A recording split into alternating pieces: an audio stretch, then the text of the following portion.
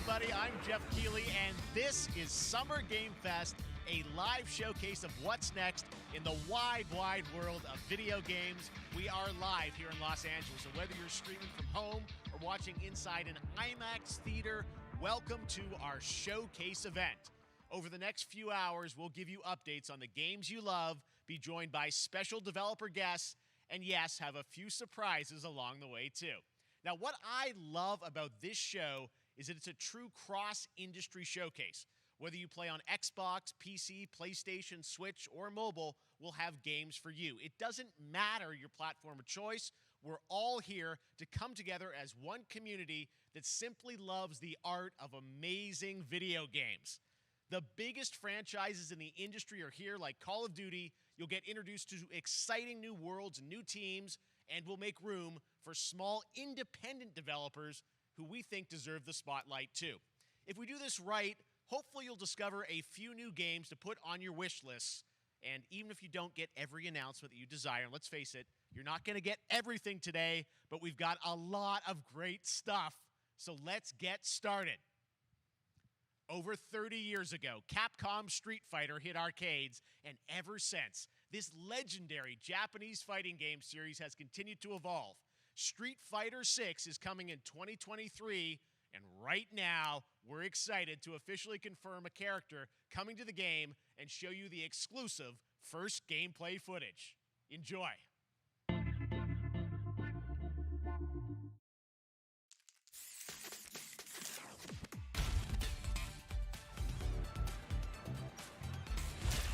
You won't know what hit you.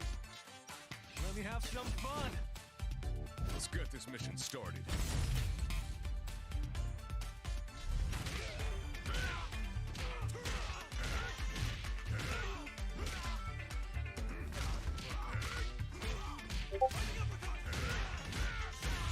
This will be a good fight. Got you in my sights.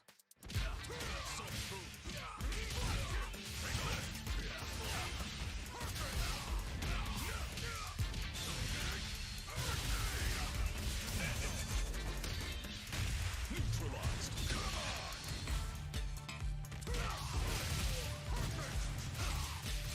Predictable. Time to end this. Fire. Double.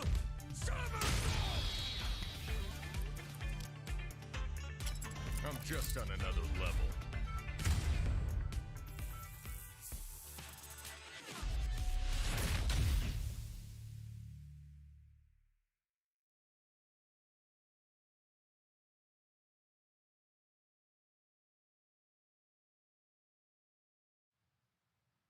It's all about the comb. All right, next it's time for a brand new game announcement here at Summer Game Fest. Check this out.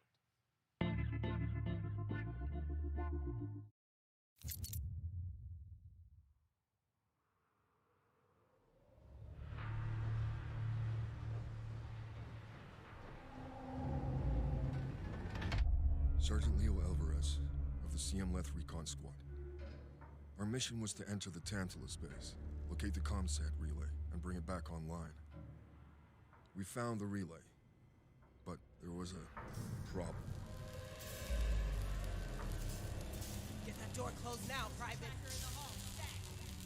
Close that gate. Nothing gets in here. Ray didn't make it. At least he's in one piece. Willis, take the lead.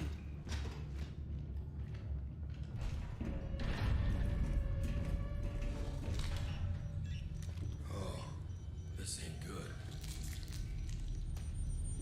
What we found was a new kind of evil, and it found us first.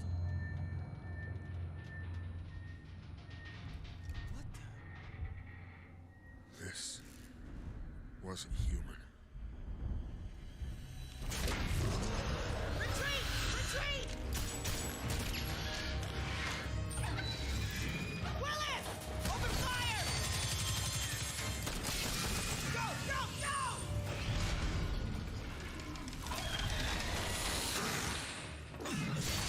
Alvarez! Through that door!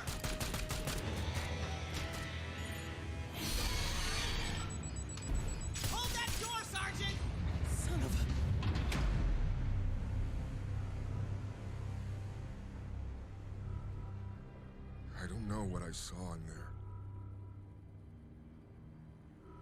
But I know when I close my eyes, I still see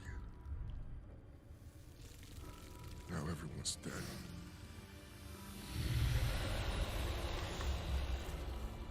And someone needs to know.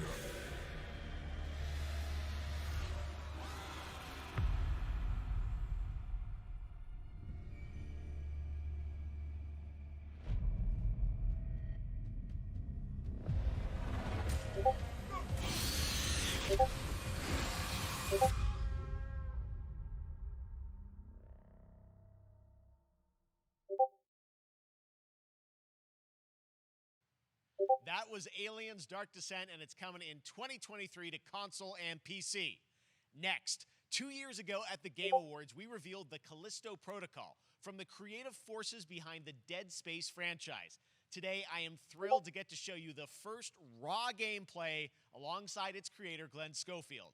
But first, here's the quote-unquote Schofield cut of the brand new trailer with a little more gore.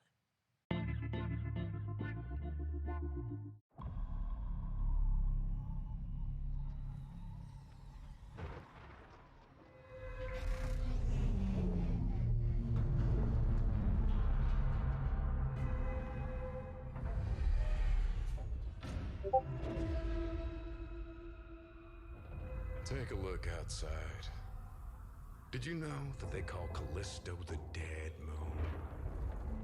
Dead. Just like you would have been if I hadn't fished you out of that wreck.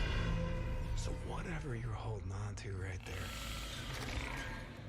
that's your old life. You gotta let that go. Because your new life is entirely in my hands. I'm just trying to give you a chance at rebirth.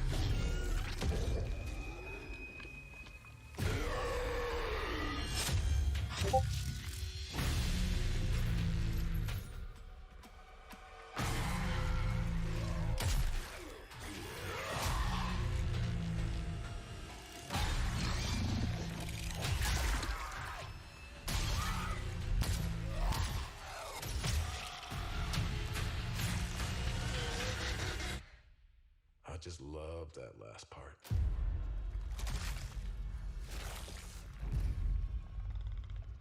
Gives me chills every time.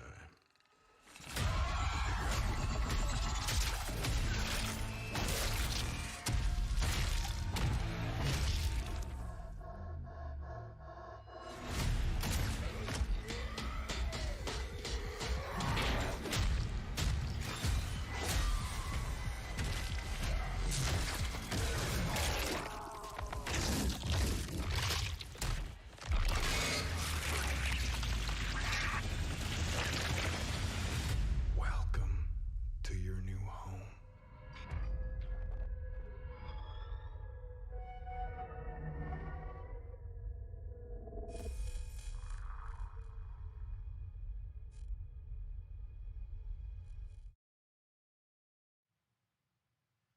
That's right. We know what you wanted to see. And joining me now, Glenn Schofield, Striking Distance. Glenn, first of all, congratulations. This game looks absolutely incredible. And I got to say, the fact that you have built this team, this studio, new IP, shipping this December, all in COVID, blows me away. So congratulations. Yeah, thanks, man. Thanks for having us. I really do appreciate it, Jeff. And, you know, for a second, just give me a second. You know, I want to thank you for all you've done for the game industry all these years, man. I think I've known you like 16, 17 years now. Yeah. And you've been an ambassador. You've amplified new games, new studios, and I just wanted to thank you. I really do appreciate it. Thank you. It's not about me. It's about you guys. Yeah, I know. But I appreciate that. Thank you so much. And yeah, it's so fun to do these shows and to show this game. So people saw the trailer, but what I'm so excited today is that you just brought a raw gameplay sequence. This game is in development, and people are going to be blown away, I think, when they see it. But tell us a bit about what are we going to see today? Yeah, we got a couple minutes of, like you said, like raw gameplay. It's two segments in the first half of the game. One is a med bay, another one is a power station, and you're going to see some new enemies, some brutality, some just about everything. We're showcasing a new weapon called the Grip. Okay. It's like a gravity gun, but it picks up the enemies and it shoves them into giant fans. It rips them apart. It's great. And then check out the nice ending we have, where we we usually will kill our main character Jacob, and in a very unique way. And just for a second, I want to thank the team, man. Like you said, through COVID, through everything else, the dedication, the hard work, you guys are amazing. Thank you very much.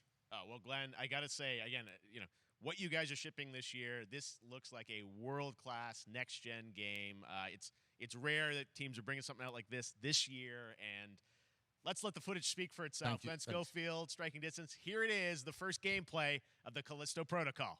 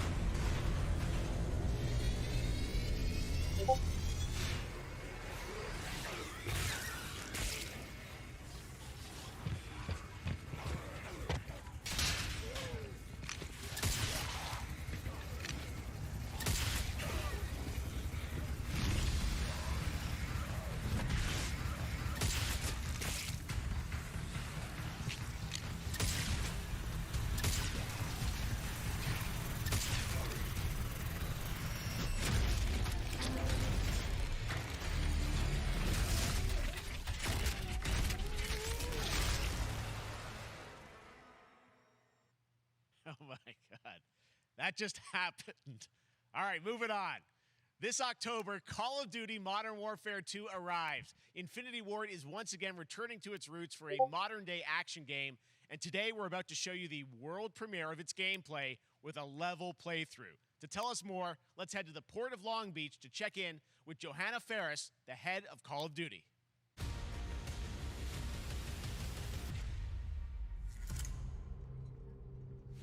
Hi, everyone.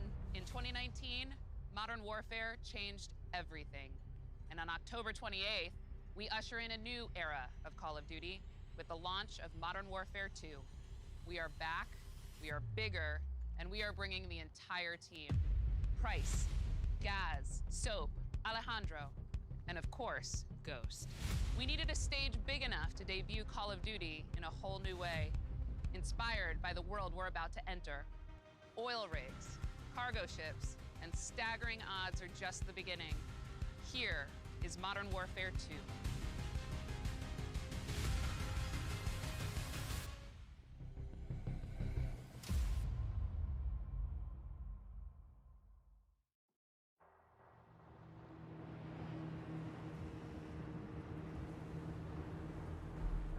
Eyes in the ring.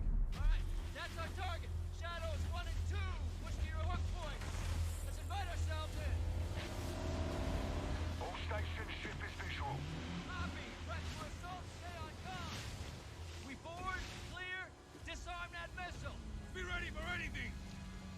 be a trap! Actual, we're set. Copy. Get to work.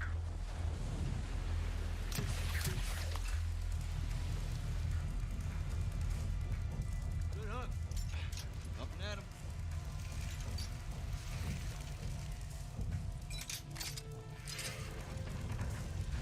All shadows, the missile is on this platform. I want full containment.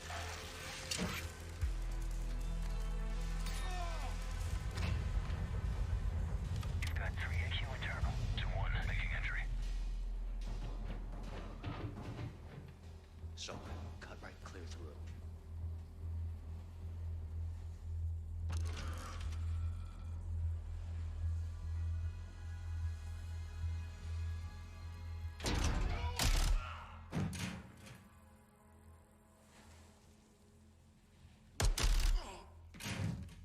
Room clear. Coming out. Shadow 1, moving to the southeast stairwell. Scorers, right side.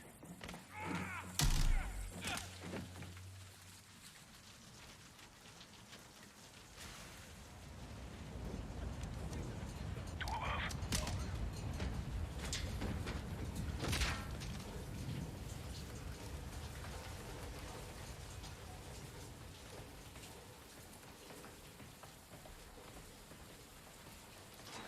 Balcony door undone.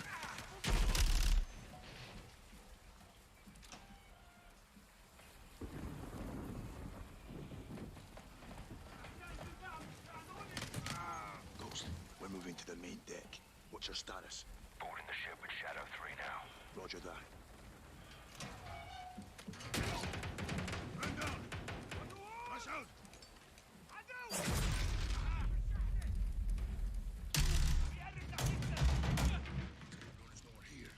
We need to move fast. All shadows, force out. I want eyes on that container now. 2 copies, moving. We gotta roll.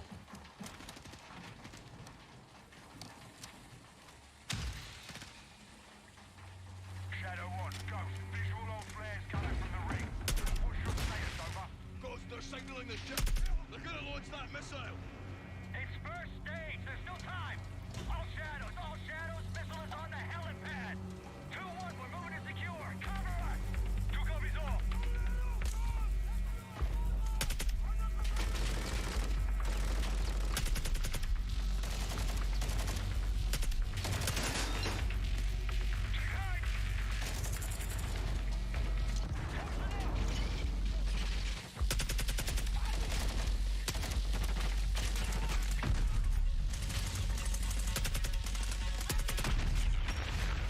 Move to the helipad, Sergeant. So, hit the stairs. Flank 'em.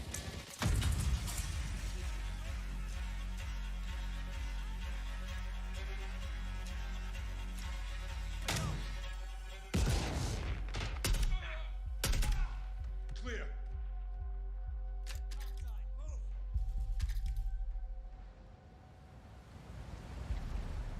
Actual, this is Shadow 1. Rig is secure. Moving on the container now.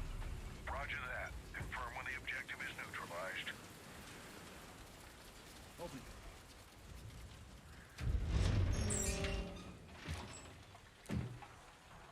Where are the controls? On that damn ship.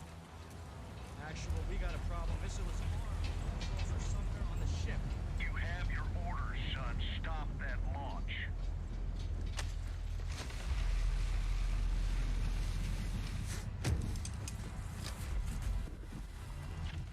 Let's move out! Ghost, this is Zero 1 back in the water, inbound to your position! Solid copy. We're taking effective fire. The LZ will be hot. Roger that! Once we're on deck, we push to the bridge! Fast! Secure those controls! Stop this missile, yep! How do we board? Take the ramp! Hold tight, Sergeant!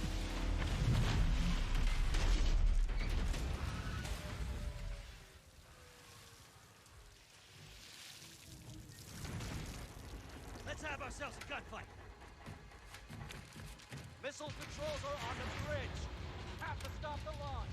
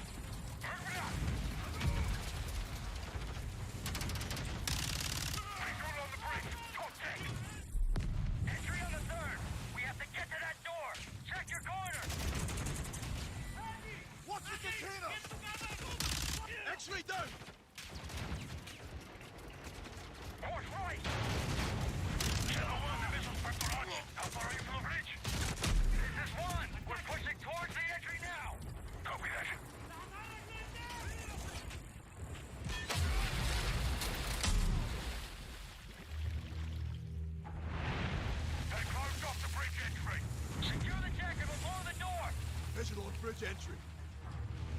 Where? Check it. Controls are internal. All right, stand back. This is Shadow 1 going explosive on bridge entry. 3, 2, 1, execute!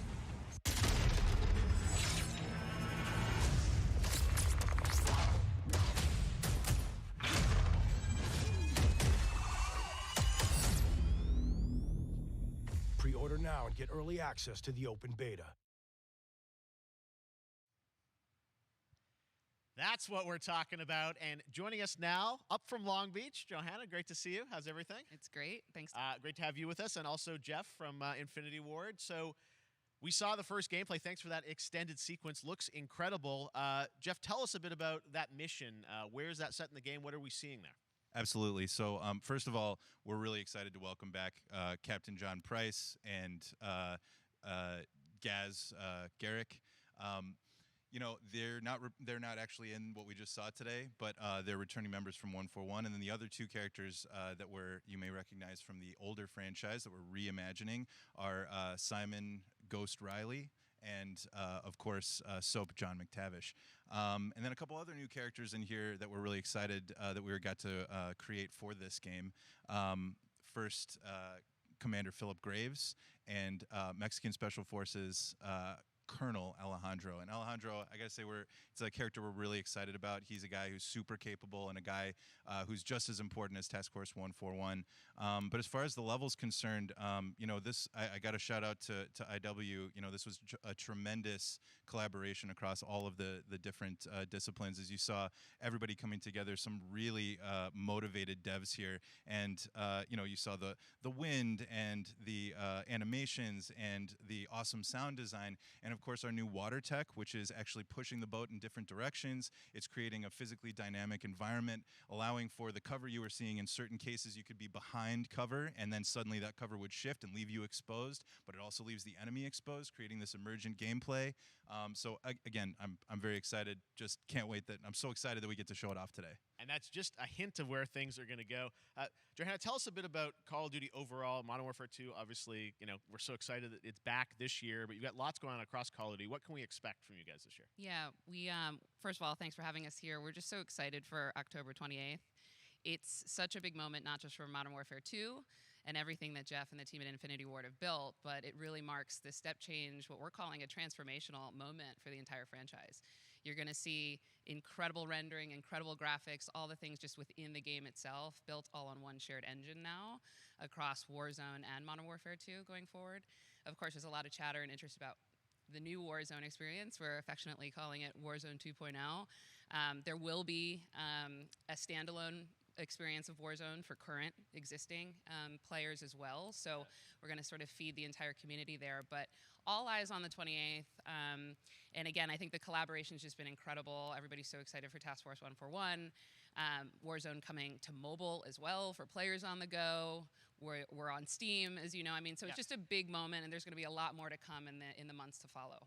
Well, before we leave, we got to ask a little bit about Warzone 2. I know we just, we're showing gameplay here on this, but can you tell us anything? It seems like there was a little bit of a tease maybe in the trailer yesterday. Yeah, when we're seeing that from the community, we love when the fans can pick up some things, some chatter about maybe seeing high-rise and other elements, but we will get into the details of Warzone 2.0 for sure. It will be an extension of the Modern Warfare 2 universe, so all the more reason why we think this game, this moment, is such an important title for all of us looking ahead. And like we said, we're having a bold vision around the entire future for the franchise, so we're in position. We're really excited. All right, well, we're looking forward to October. Thanks so much for giving us a first look at the gameplay. Call of Duty, Modern Warfare 2. Thanks, Johanna and Jeff. All right, well, we've got lots more Summer Game Fest still to go, and now it's time to announce a classic PC gaming franchise is coming back with a sequel over 30 years after its first release. I loved this game when I was growing up, so I'm honored to share this very first look.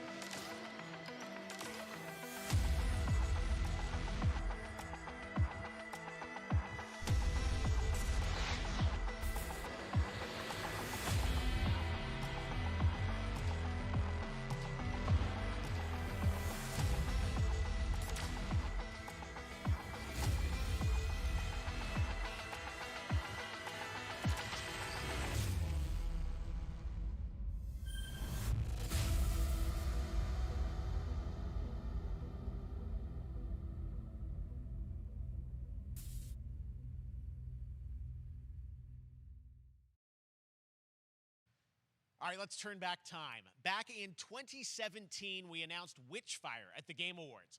Almost 5 years later, I am so excited that the team at the Astronauts in Poland has put together an in-depth look at the gameplay of this dark fantasy first-person shooter, which will enter early access soon. I am so excited to play this, and I bet you will be too after you see this.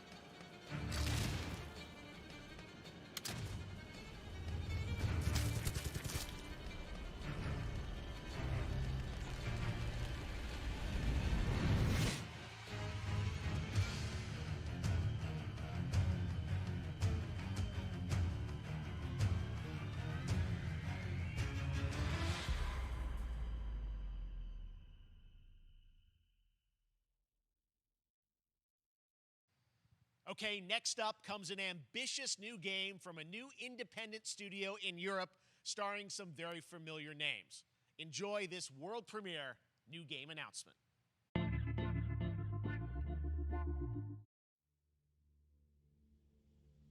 Officer Taylor, Medlog 29. Today, I can't believe what I saw.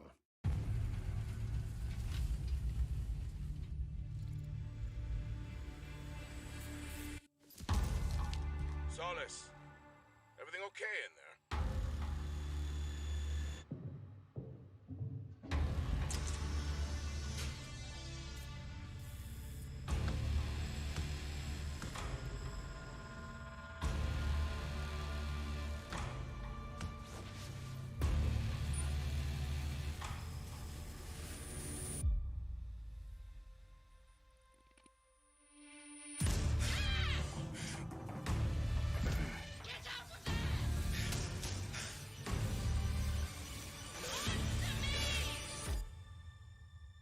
Something's going on here.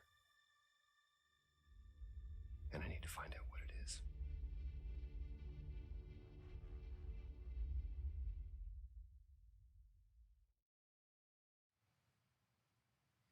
That's something brand new, and look who it is. Troy and Roger in person. Guys, this is so fun, the fact that you're working on a game together. What a cool team up. Welcome to the show. Good to be here. I got to ask you guys, who are your characters in this game?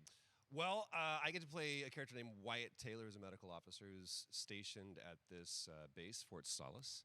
And it's the epicenter of this mystery that we'll discover and uncover as we go through the game. And of course, my character will be at times in opposition with Roger's character. The battle we've been waiting to see. Every once in a yeah. Oh, man. We can't wait to show you what we've been working on. And by the way, Jeff, this looks awesome, man. Yeah, It's man. so great to be here. Thanks for having us. It's so great that you're in another game. I mean, it's feeling like this is your first game since Red Dead 2? One of the first major ones for a while. And I play a character by the name of Jack Leary. He's a maintenance engineer on a remote Martian mining post. Okay. And his job is to make sure that none of the equipment breaks down while it's on their graveyard shift. The graveyard shift meaning Mars and Earth are really far apart from each other and their orbits around the sun. So help is not a simple call away. I got to ask, I think a lot of people will see this thing and they'll probably wonder, it's a new team, right? Independent studio in Europe that's making this, but with huge production values. I'm curious, How did you guys get attached to this? Tell us a bit about the background. I will say that 2020 to me was the most impactful year for games. It was the first, I mean, obviously we had this unprecedented event with the pandemic, and that forced the way that we looked at everything as a society, but also the way this industry functioned. But it was also brand new consoles. We had more tools that were being made available that were leveling the playing field between like the AAA studios and the indie studios or the AAA studios. And so, just like anybody else, we got reached out. James Tinsdale with this brand new studio said, we'd like for you to consider being a part of this game. And he walked me through a very brief description of what the experience was going to be like. And in the very beginning, he said, we want this to feel, it's a tight thriller. We want it to feel like Dead Space meets Duncan Jones' Moon. And I was like, sign me up. I'm into that, absolutely. And full like performance capture and everything. Ah, right? yeah. Absolutely. New studio, brand new energy, and of course, I get to work with one of the best of the business. And me. I get the privilege Who's the of other getting to see this guy and watch him in action. I know I love to work, and I love the challenges and all the new innovations that this medium provides to performers. We can't wait to show you what we've been working on. I think it's going to knock I guess your I've socks seen off. some of the behind the scenes and the performance capture, Unreal Engine 5. I mean, it looks absolutely phenomenal. Can you give us a hint about the gameplay? Like, what are we going to do in this game? Yeah, the verbs are always important. So we're going to let the game speak for itself. We'll be showing you more later on. But this is a game where you as the player, you're going to be exploring, you're going to be discovering. Like we said, it's a very tight thriller. So you're moving very fast-paced through this world. There'll be multiple locations, multiple ways for you to traverse, which we're excited to show you about. And then the narrative is a huge element to this. They didn't waste any resources on the performance for sure. I got to tell one quick story, if I can. It was one of our favorite moments. There is a lot of action in this game, and that was at the forefront of this. And to speak to the performance capture aspect, we brought in an incredible, I got to give him a shout out to Nathaniel, our stunt coordinator, who walked us through and really approached this in a completely different way than anything I've ever done before. And he says, I want to know the story of this fight. And so Roger and I sat down. We said, these are who our characters are. And he goes, give me 1 hour and I will come back to you with the story of this fight. And after an hour, he comes to us and he goes, it was like a recovery program. It was 12 steps. And he walked us through this incredible fight. And about halfway through it, I started tuning him out. And I was like, hey, man, I just want to let you know I've got no ego about this, but I can do a lot of things, but I can't do this. And he grabbed me by my shoulders and he says, oh, you can. You will. And it's going to be glorious. And we did. And we it's did. like a dance. There was a lot of trust, and it worked out. Yeah, I mean, we're excited big about stunts. I mean, this is so cool to see. It's an independent studio doing this, teaming up with you guys. We can't wait to see more. Troy, Roger, thanks for joining us here. Happy to be here. Summer Game Thank Fest. you. All right, appreciate it very much, guys. All right, well, next up, keeping up with the space theme, it's time to world premiere a very exciting new game, which will feature a musical score by industry legend Mick Gordon. This one is going to grab you, and we are so honored to debut it.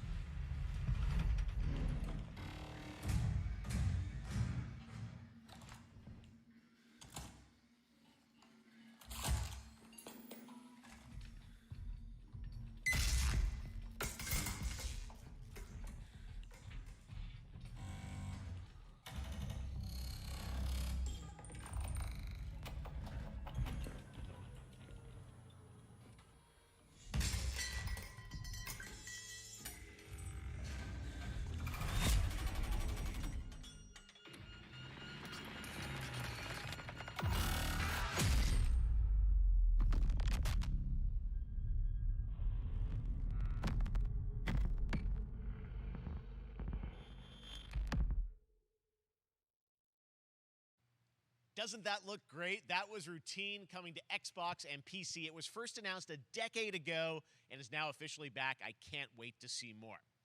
Now it's time to check in with a very special guest who's been in his fair share of video games, including most recently Fortnite as the foundation Dwayne Johnson, welcome to Summer Game Fest. How are you?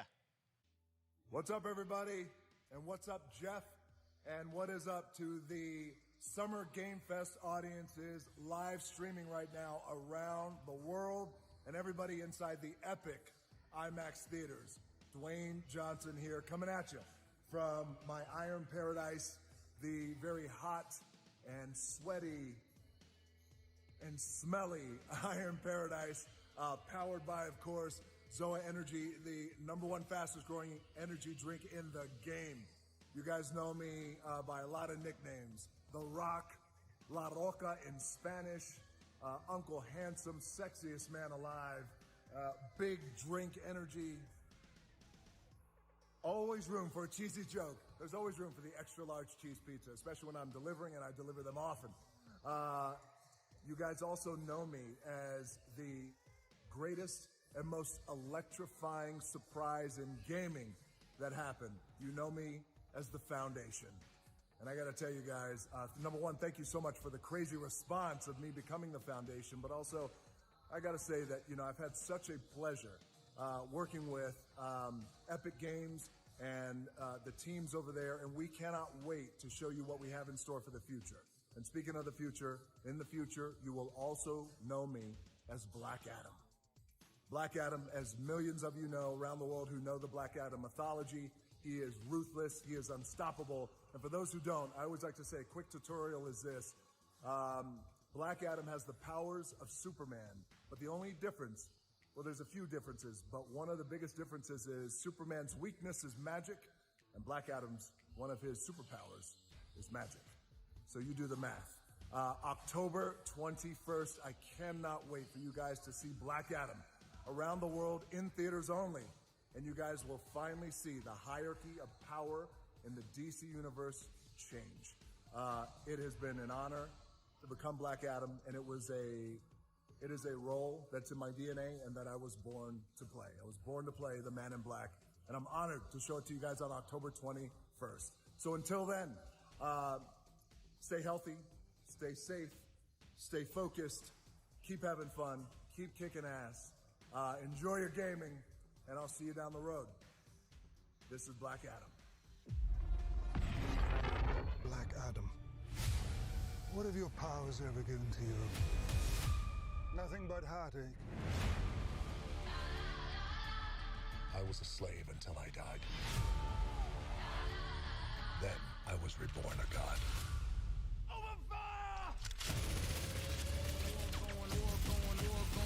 Now, I kneel before no one. You can be the destroyer of this world. Or you can be its savior.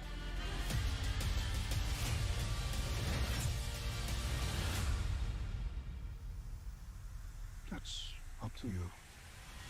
Behind you! Did he just catch a rocket? He caught a rocket.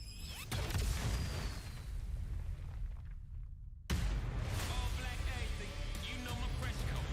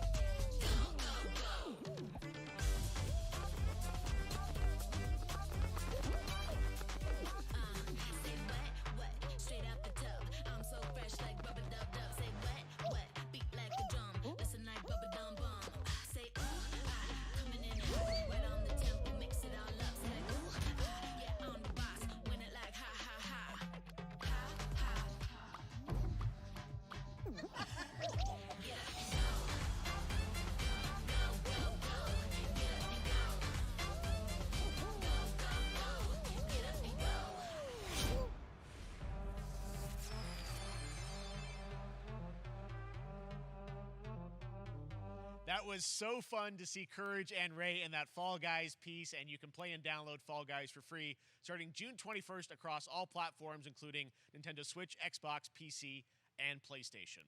All right, back to another new game announcement. We're going to announce a brand new game and universe from a new team of legendary developers. Check this out.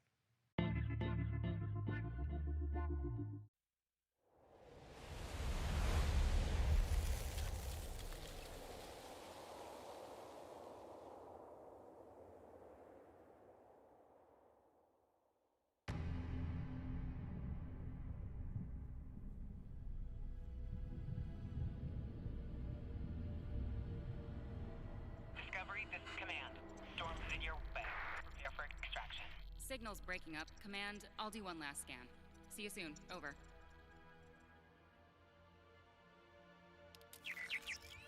Okay, hurry.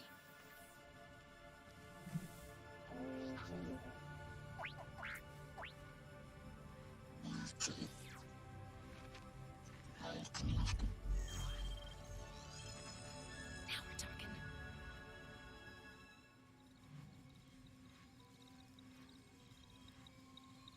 Command, I may be onto something.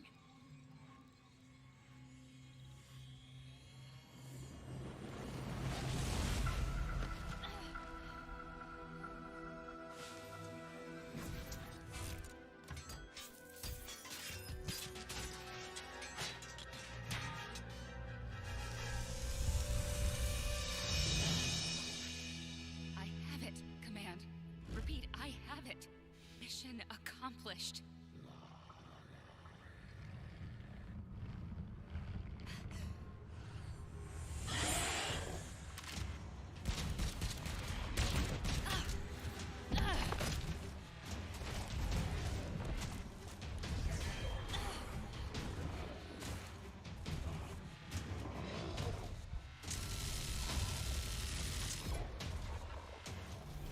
Hang tight, Doc. I've got this.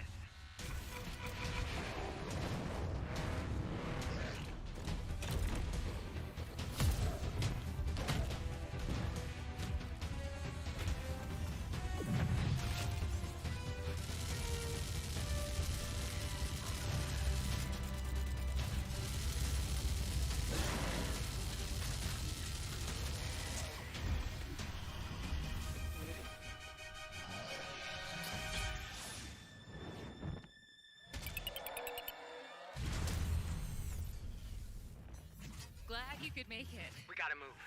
Now. There's a storm coming. And hell's coming with it.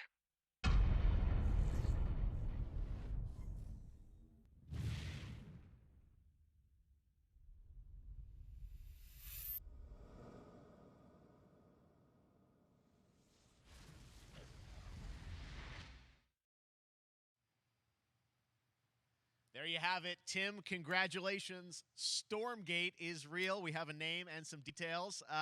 So, first of all, congratulations on this announcement. We're so excited about the return of RTS, brand new franchise. What is a Stormgate, though? All right, so Stormgates are portals that open during a massive solar storm that unleash the infernal host on future Earth.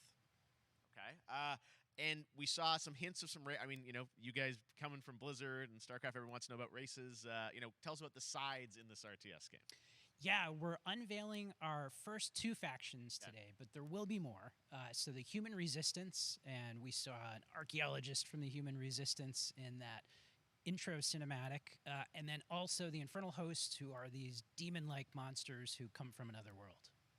I think one thing everyone wants to know about, especially your background pedigree of the team, of, you know, where do you want to push the RTS genre? It's something we've all loved for decades, but, you know, opportunity for a lot of innovation.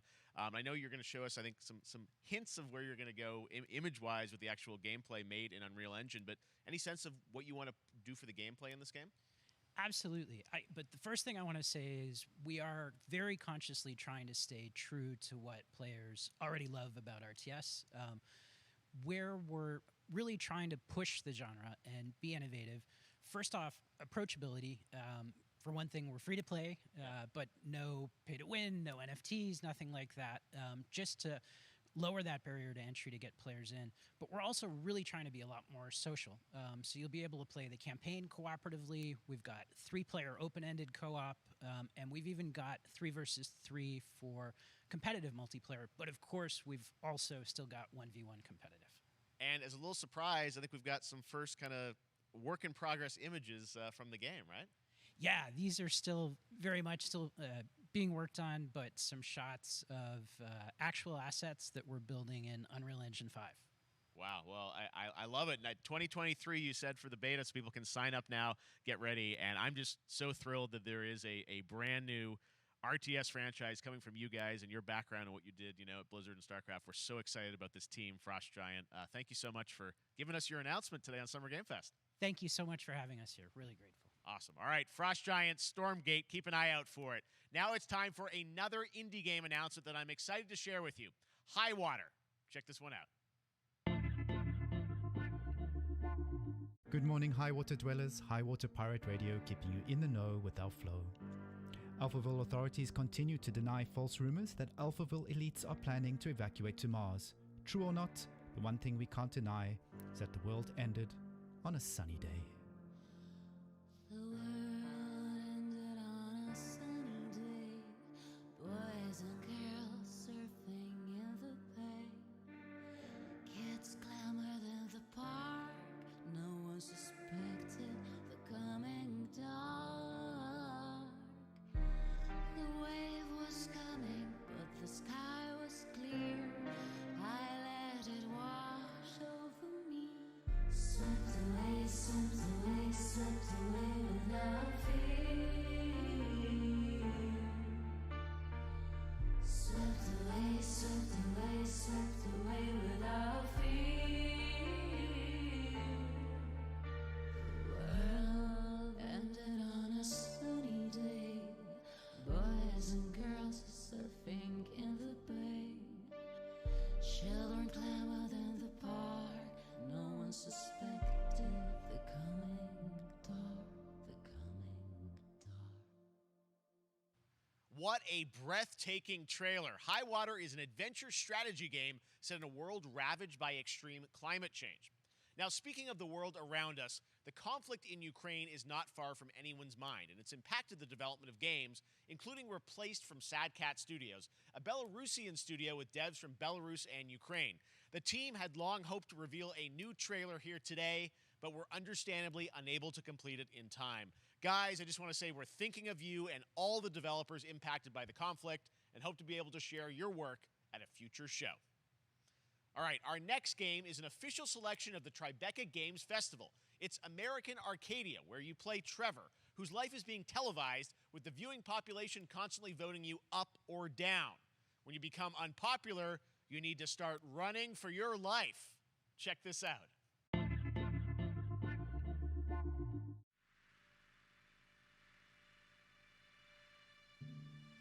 Picture a city where technology and science go hand in hand with fun and entertainment. My grandfather, Elijah Walton, had a dream to build the city of tomorrow. That dream is now a reality, and that city is Arcadia. A 43-square-mile metropolis where each and every citizen enjoys a life of luxury and comfort. Broadcast live 24 hours a day, 7 days a week on every digital platform. American Arcadia. Control.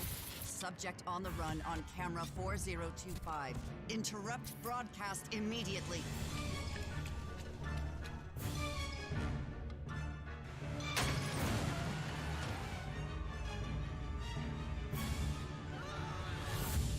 Listen to me. We can't allow Trevor Hills to escape under any circumstances. Trevor. Trevor, can you hear me? Be careful and don't make a sound. Don't worry. I'm going to get you out of there.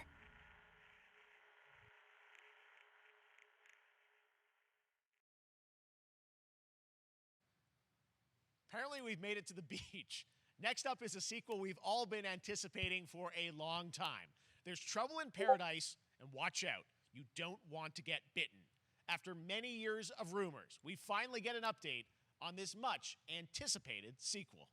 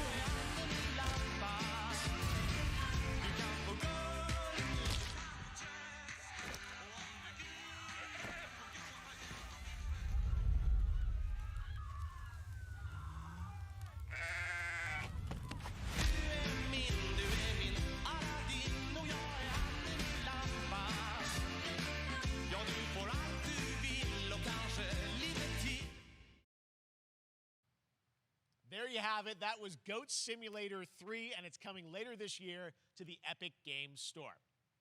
Now, last year, Marvel and 2K announced Marvel's Midnight Suns, a tactical RPG from Firaxis Games, the studio behind XCOM and Civilizations. Heroes from the Avengers and X-Men crossover with supernatural ones like Blade and Ghost Rider for a battle against Lilith, the mother of demons. Today, we've got to look at some new folks set to join the battle.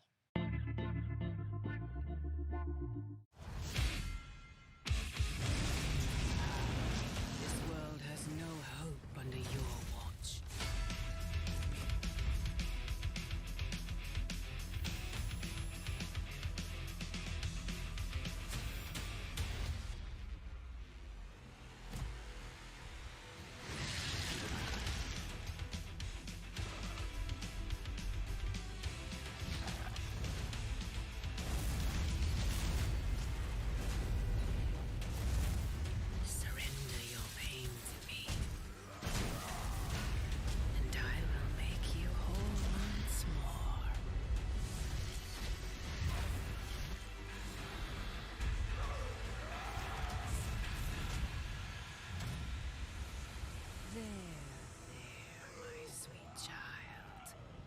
Mother won't hurt you.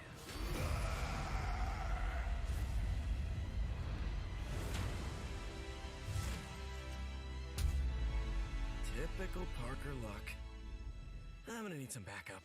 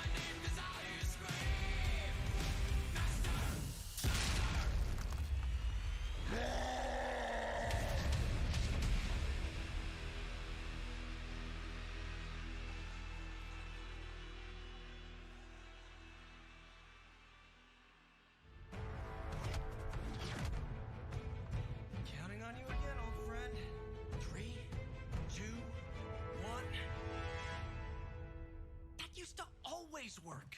Well, it did that one time.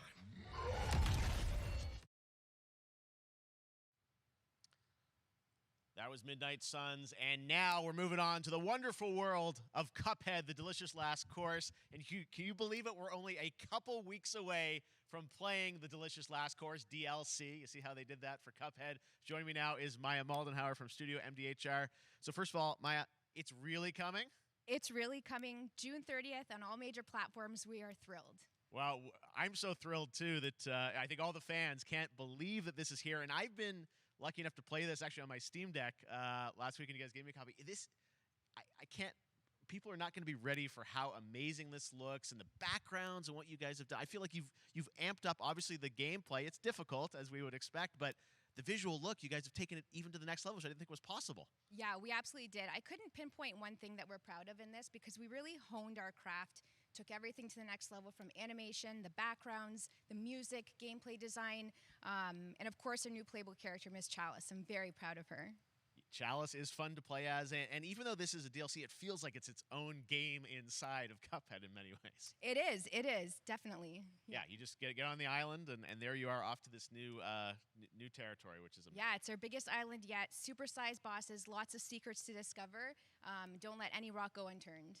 Yes, and lots of challenge ahead. Well, I know you brought. I know you don't want people to necessarily have too much spoiled about the game, but you brought a little something for people. A little something, yeah. It's brand new gameplay footage of one of our new bosses, Mortimer Freeze. It takes place in an icy arena and features some of my personal favorite attacks and transformations. We hope everyone enjoys it. All right, let's check it out. Cuphead, the delicious Last Course. Thanks, Mile.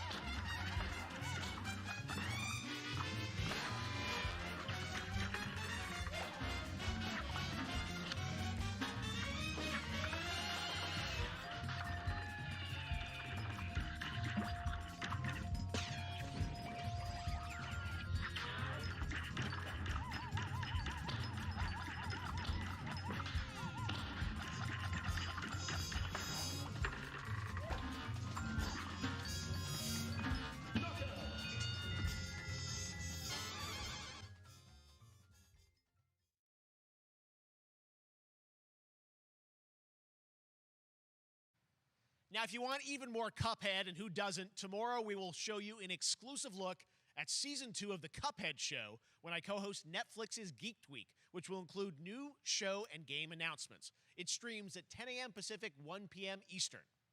And that's not all. There's more Summer Game Fest all weekend long. Coming up next is the Day of the Devs Indie Showcase with IM8-Bit and Double Fine, then Devolver's Marketing Countdown to Marketing. Tomorrow, after Geeked Week, there is the Epic Games Store Showcase at 11 a.m. Pacific, 2 p.m. Eastern, with news on Rocket League and the Tribeca Games Showcase. And Sunday, don't miss the Xbox and Bethesda Game Showcase with a look at the future of Xbox and Game Pass. Now we have some exciting news for Nintendo Switch and PC fans about Neon White, a game where you play an assassin from hell who slays demons for the chance to ascend to heaven.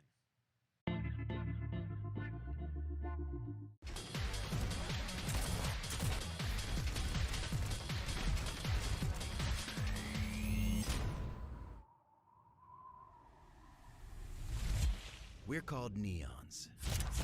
Sinners plucked from hell to do God's dirty work. But I'm finding it hard to believe we're in heaven.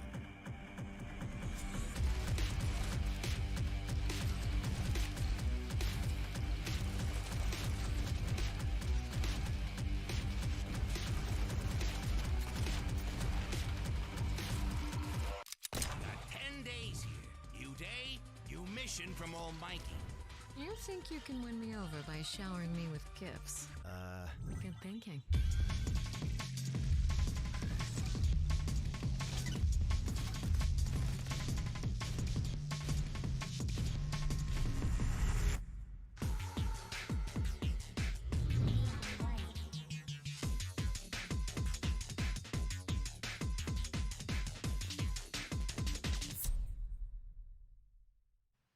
We've shown you lots of games today made by huge teams.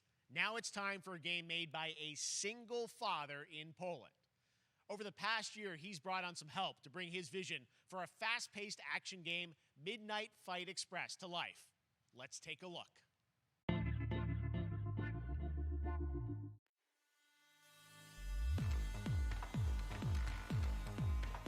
You know the saying, get knocked down, get up again, that whole spiel. Well, it's time, partner. Time to rise up. Together.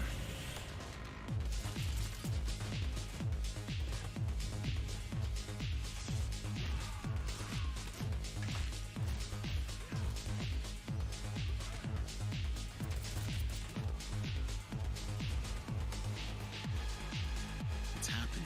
The big guy's actually going through with it.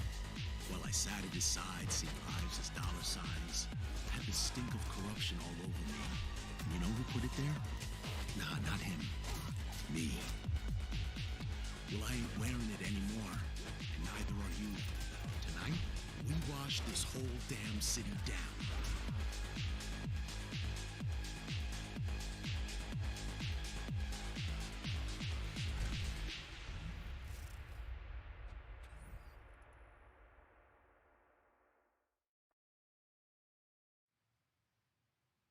Such a cool game, and I'm happy to announce that a PC demo of this game is going live right now on Steam and will be part of the Steam Next Fest next week. I really want more playable games to get in the hands of you guys at home, and that's one of them. Check it out. All right, joining me now is Megan from Digital Extremes to talk all things Warframe. Megan, how you doing? I'm so good. My fellow Canadian. I know. We got a lot. We just happen to always have these Canadian teams on the show. I don't know how that works out, right? It's okay. We do. Well, we have a great connection. We've also done a lot with Warframe over the years. And I know right now, anyone watching on Twitch for more than 30 minutes, this show is going to get a special Twitch drop, right? That's right. I already have seen people getting it, so it's very exciting. She's right there, loud and proud. Protea, 30 minutes for watching. Thank you for letting us kind of take over your special events category, but she is there and she is for you if you are properly linked up. No, Warframe, you know, as I said, we've done a lot over the years. You guys have done incredible things with the game, and I know you have TennoCon coming up in July, which is your big kind of event of the year to reveal what's next. What can you tell us? Well, I can't tell too much, but yeah, July 16th, 2022, it's a digital event again this year. Today, actually, we just launched the digital items for it, so you can get some in-game goodies, some really cool cosmetics, some merch, all that really great stuff went live today. But of course, the reason I'm here is to, you know, kind of debut. We have our Tenno Live during TennoCon, which is our big reveal of the night, and we usually do a little bit of a gameplay, a little bit of a demo, and I think a lot of people can suspect what it might be, but I'm here to kind of confirm what it is that Tenno Live is going to show. And what is that? Can I say it? Yes, I think you can. Okay, you're going to get your first look at the Deviri Paradox. Finally. Finally, I know it's been a couple years, but Deviri Paradox is going to be what Tenno Live is all about, and I'm so happy. The team worked really hard on the teaser you're about to see for it, and I'm just really proud and excited to show it. Awesome. Well, thanks so much for being here on Summer Game Fest. Let's take a look at that right now. My child, my friend, what was done is done. New dangers, new choices await us now.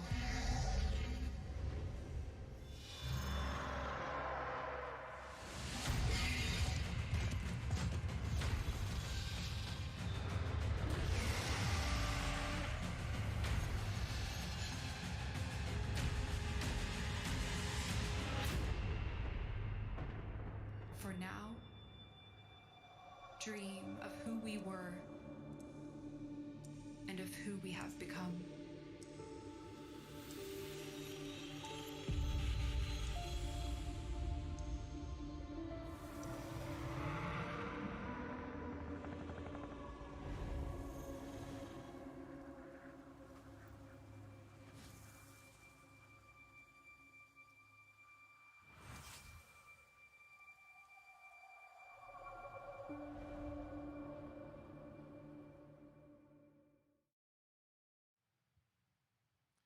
Next, it's time for a new look at Honkai Star Rail, an upcoming open-world space RPG. Yeah, a lot of space today from Genshin Impact studio Hoyoverse across mobile and PC. This studio continues to deliver, and this new trailer reveals for the very first time a new and exotic realm players will be able to explore.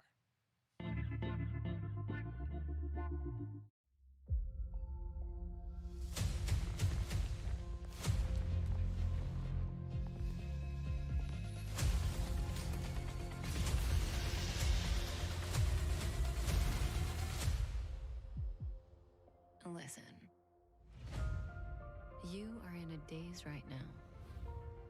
You don't know who you are, why you're here. None of that matters. In the near future, you will encounter many perils.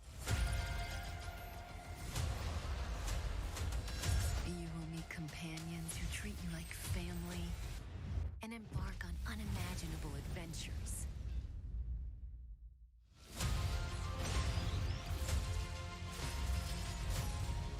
Remember what you feel in this moment.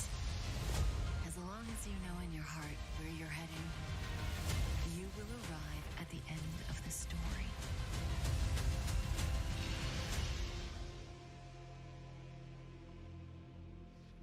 That's the you I like.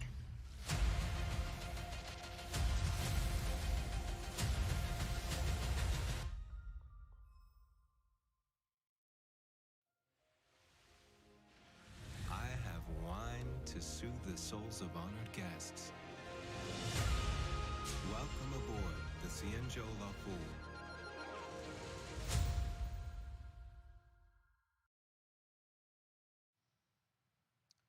And that's not all from Hoyoverse. Today, I'm excited to introduce you to Zenless Zone Zero, their next major new IP. It's a futuristic urban action game. I have to say, I'm blown away by what I've seen so far. It was announced a couple weeks ago, and it has the detail of Genshin Impact with a fast-paced action style. Here is the world premiere of a brand new look at Zenless's notable characters, armed enemies, and world of danger.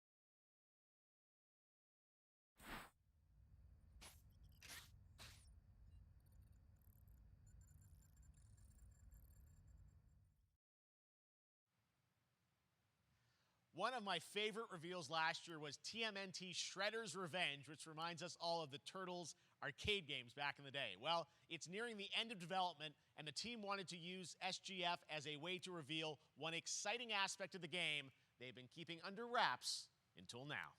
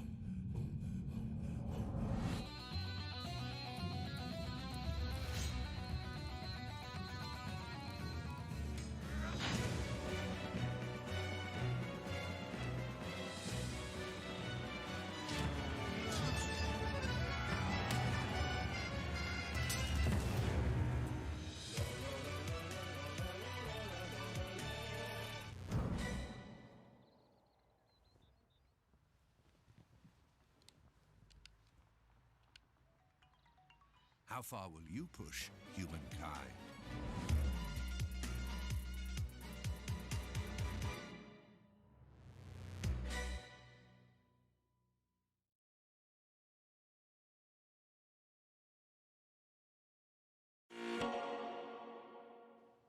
Humankind allows you to shape your civilization by combining a multitude of historical civilizations from the ancient to the modern era. One Piece is celebrating its 25th anniversary this year, and Bandai Namco is bringing the mega popular franchise back to video games with One Piece Odyssey. Monkey D. Luffy and his crew of pirates are off on their next adventure. This trailer reveals the setting, a mysterious island where Luffy and his Straw Hat crew become marooned in this exciting upcoming JRPG. The Straw Hat Pirates journeying along the Grand Line.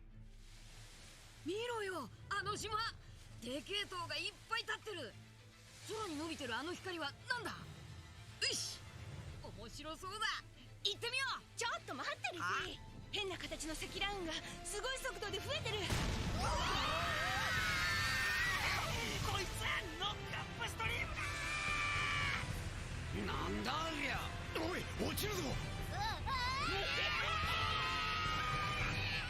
任せろ。クードバースター。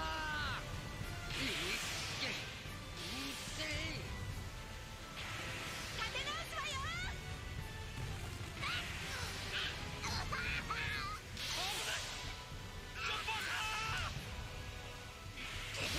なんだよこれ。させるかよ。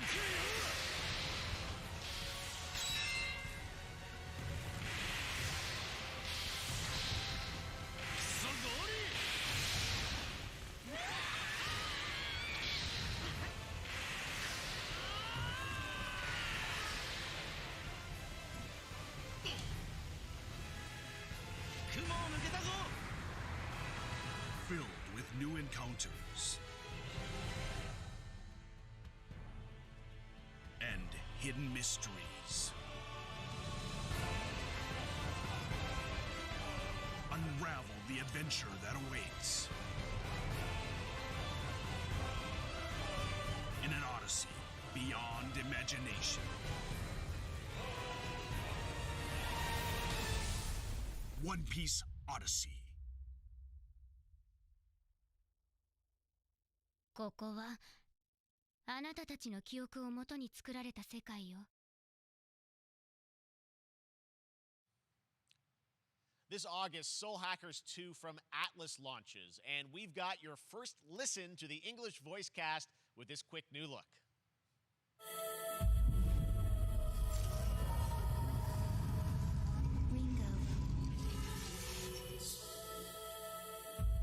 Ringo.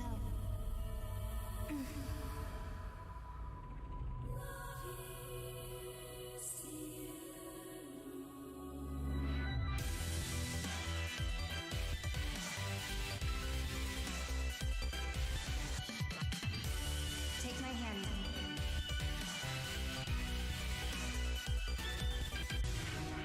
You get one more chance to make things right.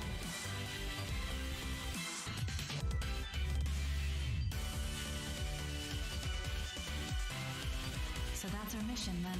Save the world. With so many new games featured across SGF events, you might be wondering how to plan for your summer gaming dreams. NerdWallet can help you find the smartest credit card to reward your gaming purchases at nerdwallet.com. The Epic Mega Sale is going on right now. Save up to 75% off top PC titles with an additional 25% off eligible products. And it wouldn't be the Mega Sale without the free games vault, featuring Maneater. Be sure to claim your copy before the sale ends on June 16th. Tune into the Epic Games Store Twitch channel for our summer showcase on June 10th at 2 p.m. Eastern, 11 a.m. Pacific. We're taking a look at new announcements and updates from PC titles heading to the store this year and beyond.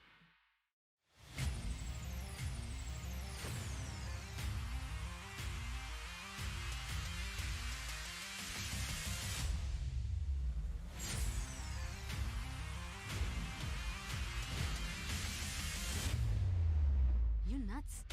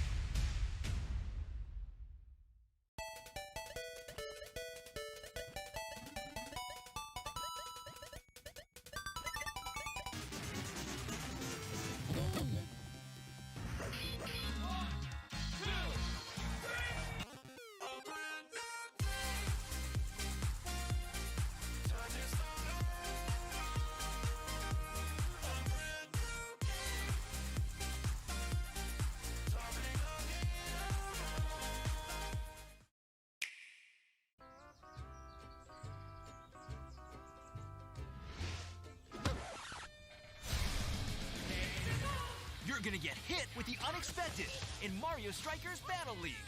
In this no-holds-barred, soccer-ish sport, chaos reigns supreme. So prepare to do whatever it takes to claim victory. So much fun, it hurts. Mario Strikers Battle League, only on Nintendo Switch. Game rated everyone 10 and up.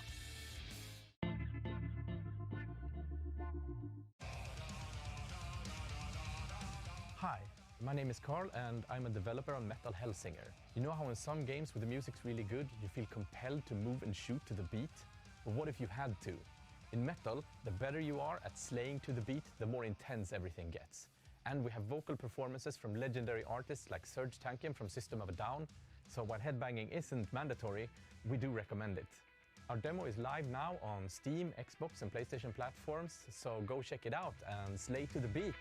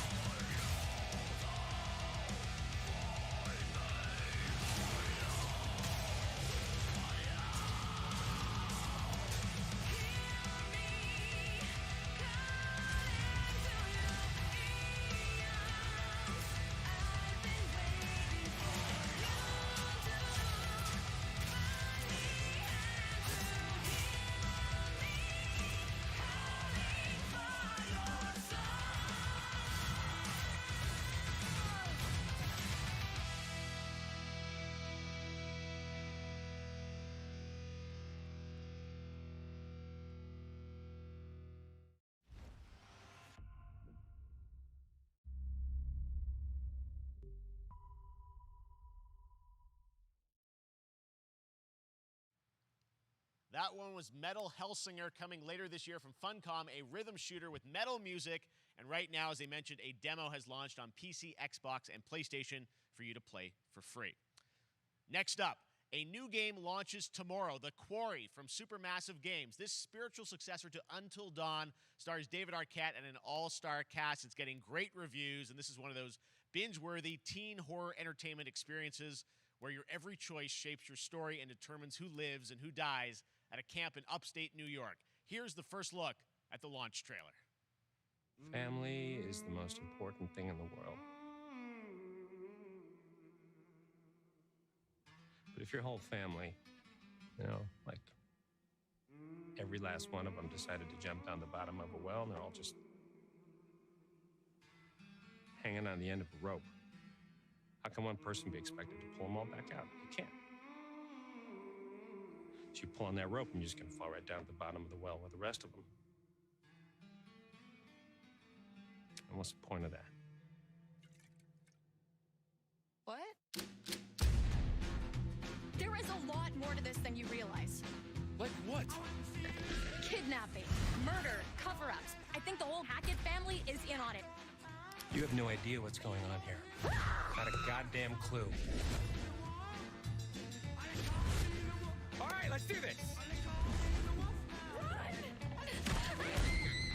Who should I call? 911. You mean 911? Who says 911?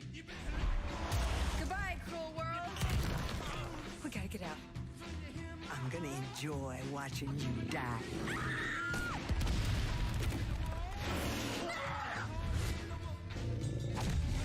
This isn't a ghost story. It's a creature feature. It's really happening, and you're all in it. This is gonna get a little messy.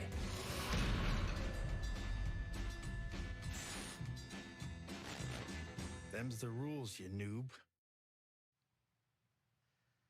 Back at the Game Awards, we were proud to reveal Nightingale, a shared world survival crafting game from Inflection Games up in Canada. Now it's time to give you a brand new look and deeper look at the game, including its innovative realm card system that lets you impact things like the weather pattern, resources, and challenges in this procedural realms. Here is your exclusive new look.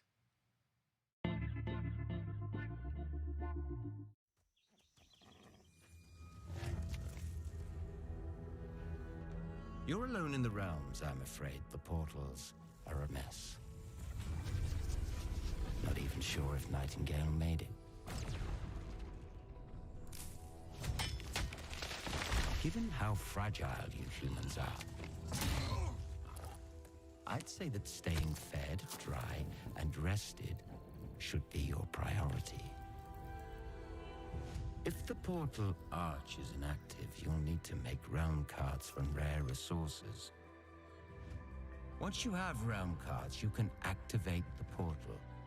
Beware, though. Foul things lurk in the interrealmic void, waiting to get in. Be ready with your axe pick.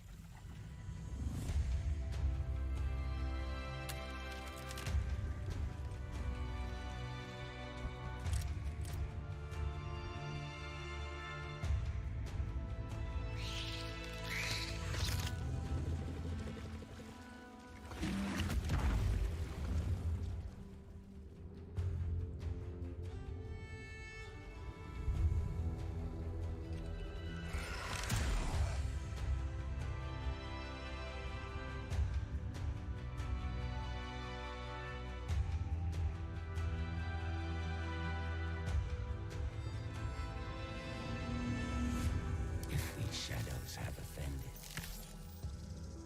Think but this, and all is mended.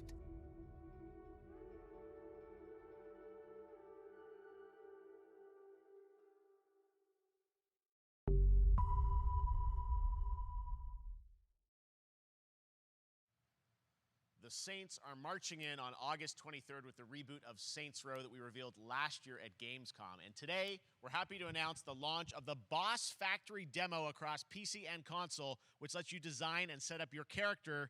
And since it's Saints Row, you guys are going to have a lot of fun with this one. Check it out.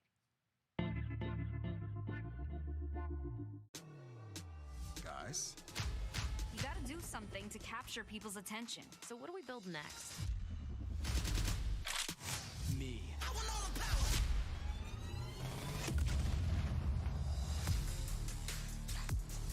Yeah, I want all the power. I want all the power. I want all the power. We are so good at this. Which fool wanna challenge me?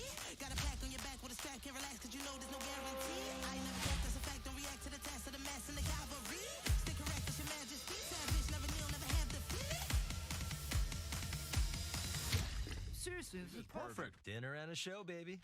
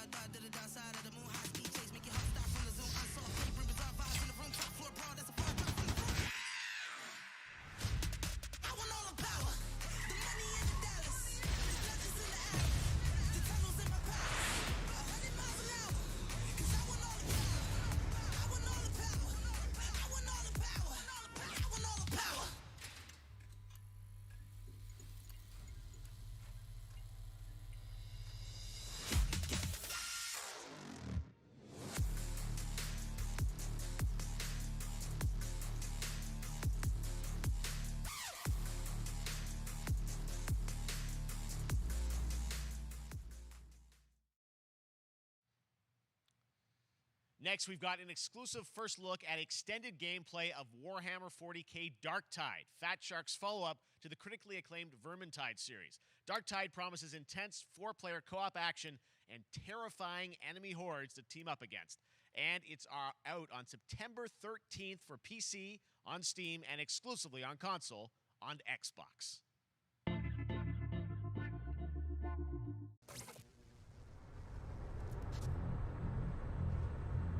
Manufacturer XL1736 is heading towards a power systems failure thanks to a bit of heretic sabotage.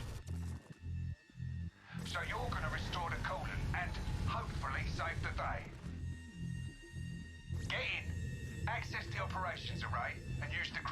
rods to flush the system. Preferably before something explodes. Head on through the ventilation tunnels and look for an access point. This way! Move it!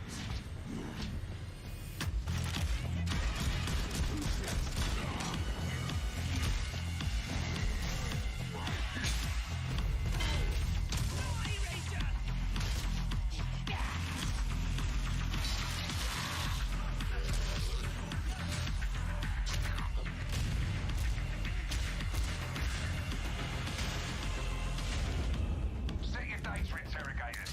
If all goes well, we can unlock the system, prime the rods, and send them where they're needed.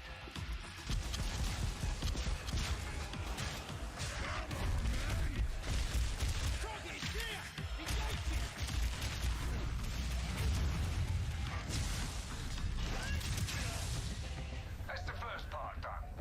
Get to the base of the matrix bar and put those cryonic rods to work.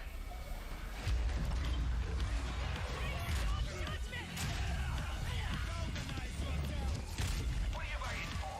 Get it in place! Now! You finished here? Look for a way out!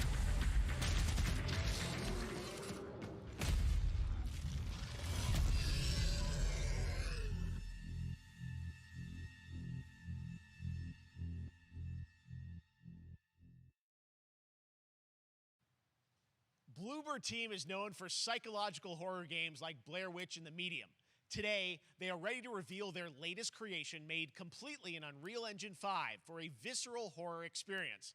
It's a return to the world of Layers of Fears. Get a dose of this.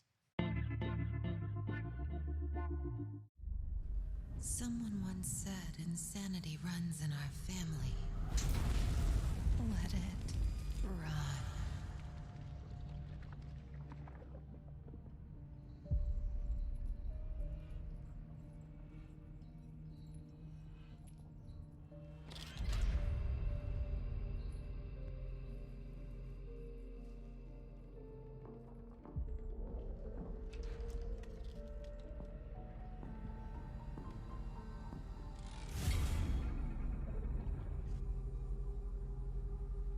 They say it's a tale of sadness and guilt of an artist trapped in a place beyond redemption.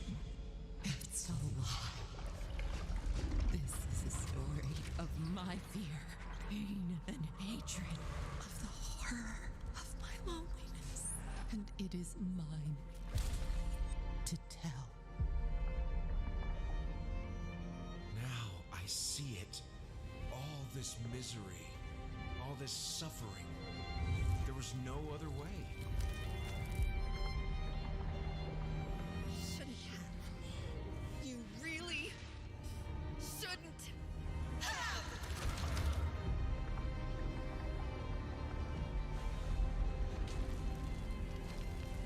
An empty shell cannot live forever.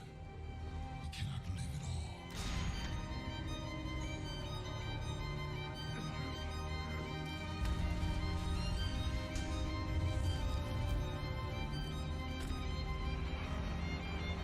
I was trapped in this house, bound by this body. Now, I break free.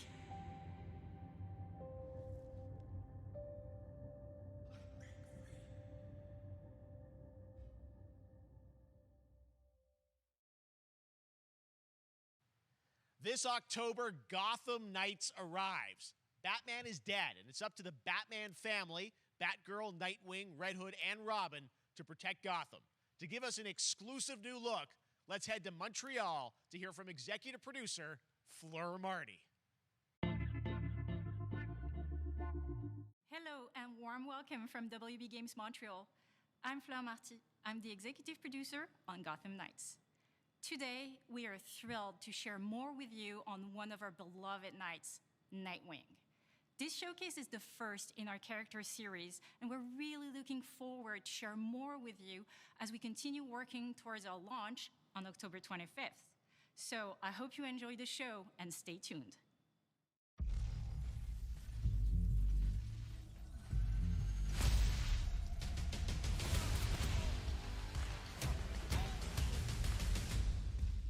nothing. And then this city became my home. Its people became my family. Gotham gave me everything. It deserves to feel safe.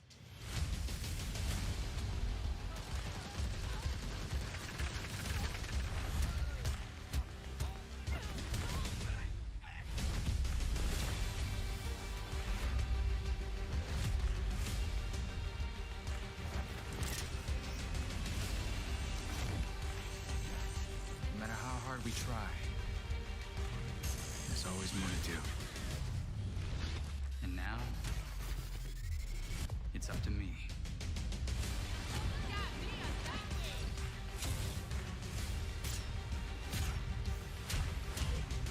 Got time for a dance, Nightwing?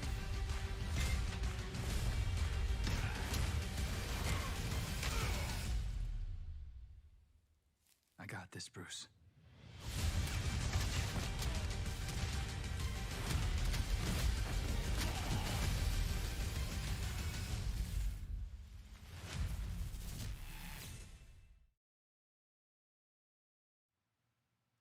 That was Gotham Knights, and now we welcome, oh, look who it is, Neil Druckmann from Naughty Dog, co-president of Naughty Dog. Great to have you with us, Neil. It's been an eventful day on the internet for Naughty Dog fans, and I think we jinxed ourselves. We were joking about last night, like, watch the assets will leak, and lo and behold, that's what happened. well, the good news is there's some stuff that hasn't leaked that we have lots to share with people about all things at Naughty Dog. But first of all, it is it's a big month actually for Last of Us fans because Last of Us 1 and 2 both launched in June, and it's nearing its 2-year anniversary for Last of Us Part 2, which is hard to believe. Yeah, it's crazy. 9 years for Last of Us 1, 2 years for Last of Us Part 2, and we still hear from fans. They're still sending us letters and art, and these characters in this journey and this world mean so much to them. And it's just been kind of amazing. Like Last of Us Part 2 early this year passed a pretty big milestone. It sold over 10 million units. And that kind of support, that kind of success, we're so grateful to our fans. It has allowed us to grow as a studio, and now we can take on multiple projects, more than we've ever had at the same time. Multiple projects. Okay, very interesting. So what can Last of Us fans expect in the future from you? Thank you for asking, Jeff. Yes. So one of the things we've mentioned a while back is what started out as a multiplayer mode has evolved due to the team's ambition. They really wanted to do something beyond what we've ever done before at Naughty Dog. And we felt the way to do it justice is to make it a standalone title. And they've been working on it for the past 2 years. Ambition has grown, and we're not quite ready to fully unveil it, but we're ready to lift the curtain a little bit and just give you like an update of where we're at. Okay, well, what can you tell us about this new standalone multiplayer game? Yeah, so we have a concept art that we want to show. But what I can tell you is that this game is big. Okay. It's as big as any of our single-player games that we've done, and in some ways bigger. It's got a story. The way we're telling that story is very unique to this game. It's got a brand new cast of characters. It takes place at another place, another part of the United States. It's like a city might be somewhat familiar, some people. I'm sure our fans have already figured it out. And it's really cool. And it's being headed by Vinith Agarwal, Anthony Newman, and Joe Padnatti, all veterans of Uncharted and Last of Us. And you're going to see a lot more of this game come next year. Next year, so I wait till next year to hear more about that one. Okay, well, very exciting that this has evolved, and I mean, that concept art looks incredible. I can't wait to see Naughty Dog's storytelling fused with multiplayer live game. It's something special. We can't wait to show it either. Okay, well, that's not all. We also have something that I've been reading about on the internet every day, it feels like. Up in Calgary, they're filming the Last of Us show for HBO, right? Yeah, so for the past year, we've teamed up with Craig Mazin of Chernobyl fame and HBO to adapt The Last of Us into a TV show. They've been filming, and it's pretty incredible. The stuff I'm getting back, when we're looking at back at Naughty Dog, we can't help but feel emotional because not only is it so good and the quality's so high, it's so authentic to what we've made in the game. I just can't. I couldn't be proud of, like, again, Craig and that whole crew and everybody that's up there. And their last day of filming is tomorrow. So the entire series, last day of filming is tomorrow. Last day of filming is tomorrow. Craig is up there right now, kind of wrapping it all up. So it's pretty close. It's closer than you might think. And you actually got to direct one of the episodes?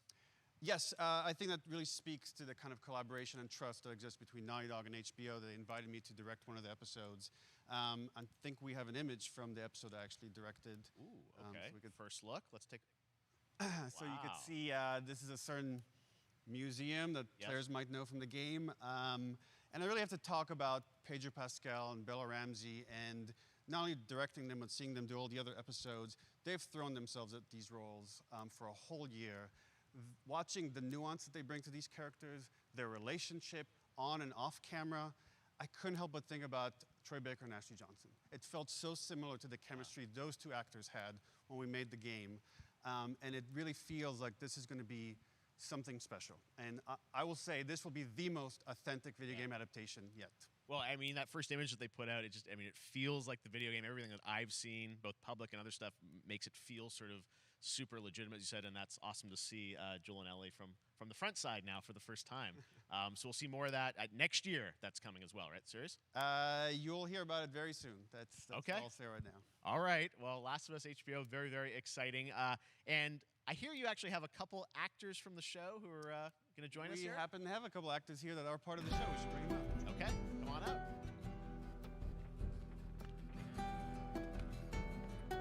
Oh, what's up, guys? Oh, hello. Surprise. Troy's back again. Hello, I know. Ashley. Good to see you. Good to see you.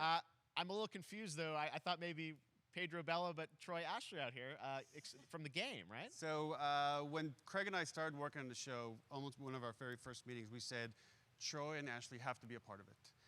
And we're such fans of like the talent and the helping us create Joel and Ellie.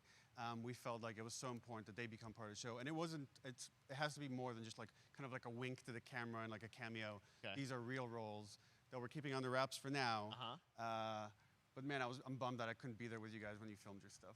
There's been so much stuff I feel like so good on the internet. There's so much like talk about what's being filmed, and I think that's you guys have kept a complete secret that you were up there and you filmed your roles by now, obviously. Well, keeping secrets with this franchise is kind of old hat. Like except for today. Except for the date. Except for the date. It was one of the hardest things for us to do is to not let people know that, because we're so proud of it and the work that we did. We worked hard. The crew. I have to say, when I walked out on set. To be met with literally every person that I met on that crew is such a fan of this game, and they all knew what it was that they were working on and committed to working on this project because of their fan and their love for the game was one of the greatest. It was like I was coming home to friends. Yeah, the attention to detail, the crew was amazing. Bella and Pedro are they're so perfect, and we've been trying to sort of describe that feeling of sort of seeing them in person.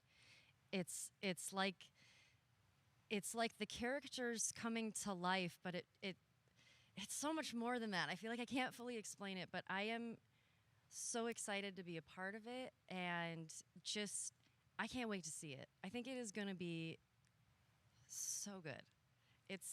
I love the story. I love being a part of I'm so excited about the series and the fact that you guys are going to be in it and undisclosed roles. I'm so fascinated how it's going to sort of bob and weave and are these characters we know from the game that they're playing? New characters? Can you tell us anything? Yes. I can tell you. So sneaky. All right. Well, we're so excited. Maybe it's already on Twitter by now. Hey. All right. Well, let's talk about what was on Twitter earlier today. Lots of talk about the idea, or really what's happening is it looks like you guys are remaking the original game, and this is like a ground-up remake. Is that right? That's right. We wanted to give people the definitive version of the first game that wasn't encumbered by any technology. Wanted to find a way to get even closer to our original vision, and we're able to do it on the PS5 and PC. And instead of talking about it, let's look at it. All right, let's take a look at The Last of Us Part 1.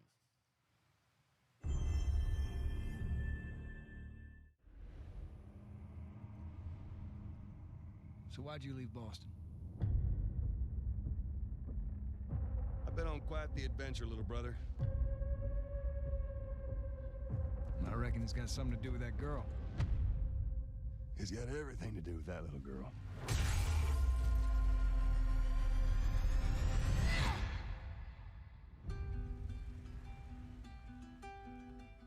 You know, I've never been this close. the outside. So is that everything you hoped for? Can't be any worse out there.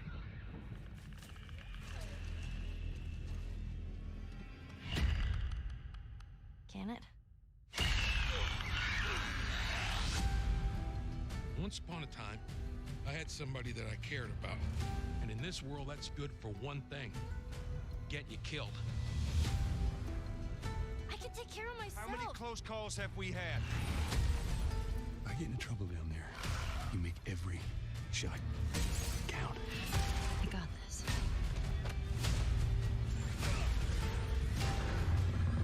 Hope you know how to use that thing. I've had some practice.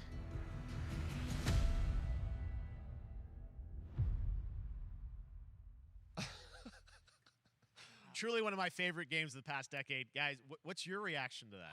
Yeah, we hadn't seen that yet. Yeah, you're watching it in real time. Yeah. It's because you did these. These performances you did a decade ago. Yeah. You didn't go back in. I mean, you used the original performances. Yeah, right? actually, we came up with a process where we could take the original animation that we did for the faces and kind of like retarget it on these new rigs that have a lot more fidelity. And then the animators went back and We're studied. seeing side by sides here, just how much it has changed. That you went and you redid the models and rebuilt everything. Everything was rebuilt from the ground up. Same art director, re-art directed the whole thing from the ground up. But the great thing about these faces is that they're closer to the original performance. All the animators went and studied those videos and got it closer to what you did on set than we could have achieved before. And that's just like one of the things we could talk about, like this brand new AI, like all the combat is redone. Just the fidelity of everything, 60 frames per second, all the stuff you're getting on the PS5. Again, we wanted to give, knowing because of the show, because they're all new players for PS5 and PC, we wanted them to have the definitive version of The Last of Us. Amazing. Well, now you guys get to replay. I mean, when was the last time you guys played the game? I actually played it again just to refresh my memory before working on the show. I was just a glutton for punishment, and I went straight from playing never part played one straight into part two. And so the last time that I played literally would have been 2 years ago, since we're celebrating the anniversary of part two coming out. So I mean, it looks like I'm definitely going to be up for another playthrough with this. I can't wait to go back because it was. Oh, I can't wait. You guys did such an amazing job on that original game, and It's really, when you play it, when you see it in motion, it's really night and day from what it used to be. I imagine that think of The Last of Us 2 combat, but kind of that back in The Last of Us 1. Well, it's the whole, like, all the new animation system, the new AI system, everything we've learned on, like, Uncharted 4, Last of Us 2, we apply to this, again, to give that definitive version. Just to give a quick shout out, this project is headed up by Matthew Gallant and Shauna Skye. Okay. And you'll hear a lot more about it and see a lot more about it over the coming weeks leading up to the release September 2nd on PS5. All right. And shortly thereafter on PC. We will look forward to it. Now, Neil, you've talked a lot about games directed by other people. What are you directing? You still making games? Still making games. Okay. I haven't given up my day job. It's a little early to talk about it. Maybe if someone in PlayStation wants to leak it, then we can talk about it now. Otherwise, we'll save it. But you do have a new project. Do have a new project, but we'll save it for another Summer Game Fest. Okay. Okay, well, we'll see. We'll try and save it. All right. Troy, Ashley, Neil, thank you so much for dropping by Summer Game Fest, and I am so excited that The Last of Us is returning, as you said, in September. So thanks, guys. Appreciate it. Thanks, Jeff. Awesome. All right, well, that is going to do it. Thanks to Naughty Dog and PlayStation for that very special look at The Last of Us and the entire franchise and where things are going. Very, very excited about that. All right, Summer Game Fest continues over the next few days. Coming up right now on this very stream is Day of the Des with I Am 8-Bit and Double Fine, including an exclusive new look at the planet of Lana. And then the Devolver Digital Showcase. Tomorrow, we've got Netflix Geeked Week, which I'll be co-hosting, and the Tribeca Games Showcase streaming, along with the Epic Games Store Showcase. And then finally, Sunday, it's the Xbox and Bethesda Game Showcase. You can stream them all at summergamefest.com. As for me, I'll see you again in August when we are back live in Cologne, Germany for Gamescom Opening Night Live on August 23rd. And then the Game Awards will return in December live from the Microsoft Theater in Los Angeles. And finally, I'm excited to share that Summer Game Fest will return in June 2023 as a digital and in-person event to bring the gaming community together. Thanks for being a part of Summer Game Fest. And remember, there are more events and announcements to come. We'll see you soon.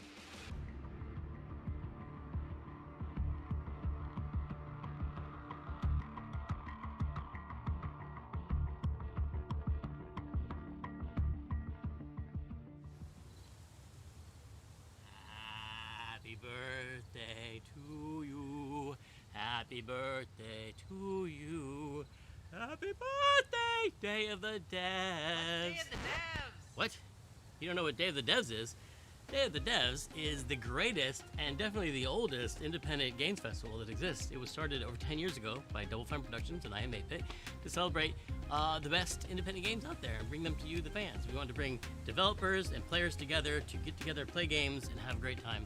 It used to be a physical event only in San Francisco, but now it has gone digital so the whole world can enjoy it. And we're really excited this year to be part of Summer Game Fest. So sit back, relax, put on your party hats.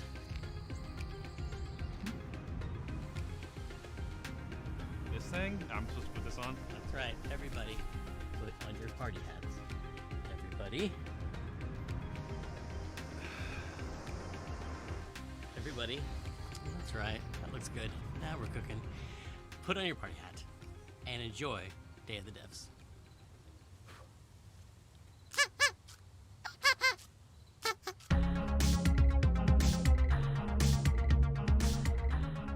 We got a new one today. This is from a good friend Michael Frey and Rafael Munoz. Previously, Michael made a game called Kids with Playables that we published at Double Fine Presents, and this is his new one. It's about the limited time we have on Earth told through the life of a fly.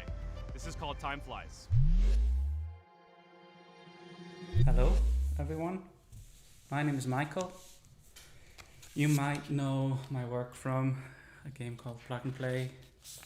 I co-founded company called Playables where we made a game called Kids. But today we're going to talk about this guy in my upcoming project that is a collaboration with Rafael Munoz, who is the principal programmer on the game. The project we're collaborating on is called Time Flies.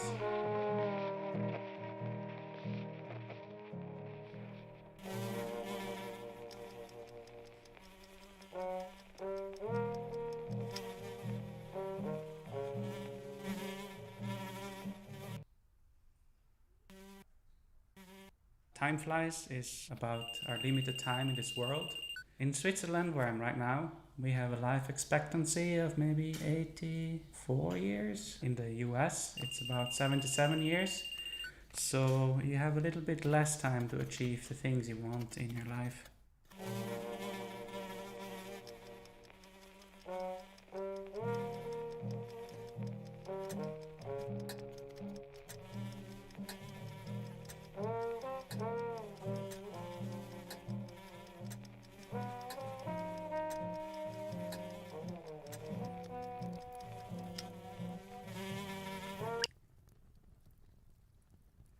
In Time Flies, the things you can achieve are nicely prepared on a bucket list. This is a very small part of that bucket list. So these are the things you can do in the world.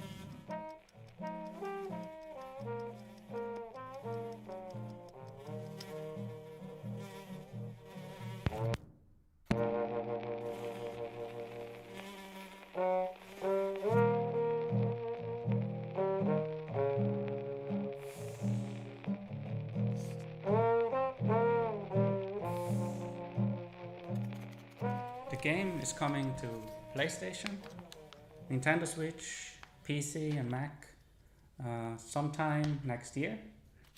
Please visit timeflies.buzz where you can sign up for the newsletter so you get updated when it's out, or you find a link to the Steam page where you can wishlist the game. Thank you.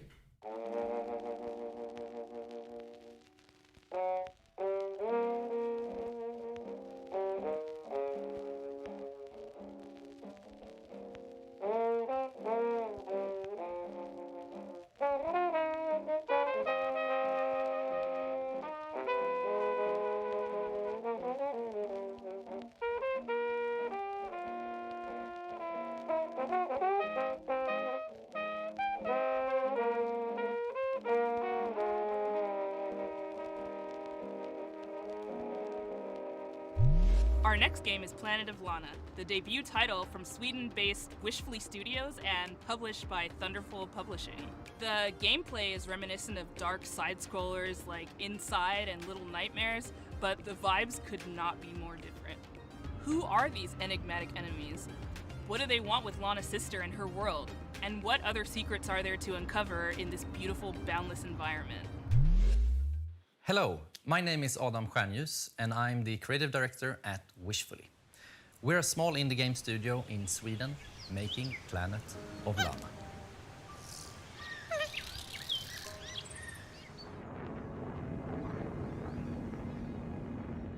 In our game, you play a young girl called Lana, who is forced out on a mission to save her sister that has been taken away by an invading robot army. Early on in the game, Lana meets the mystical creature Mui. You quickly develop a strong bond and friendship to Mui, and she proves to be both intelligent and loyal.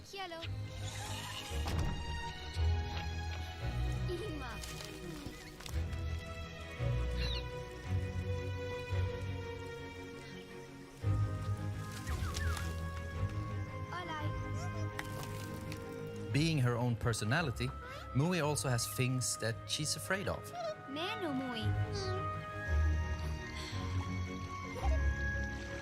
But being small and agile also has its advantages. For example, being able to reach places that you can't.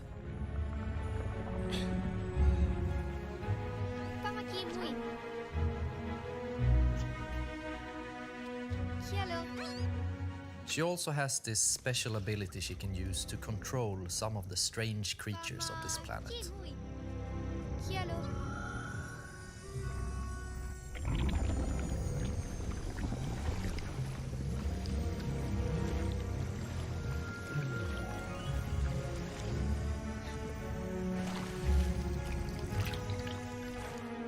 Together, you have to make it through both the harsh and beautiful environments of Novo. Past dangerous robots, through deep and cold caves, unraveling long-forgotten mysteries that all lead to your destined future.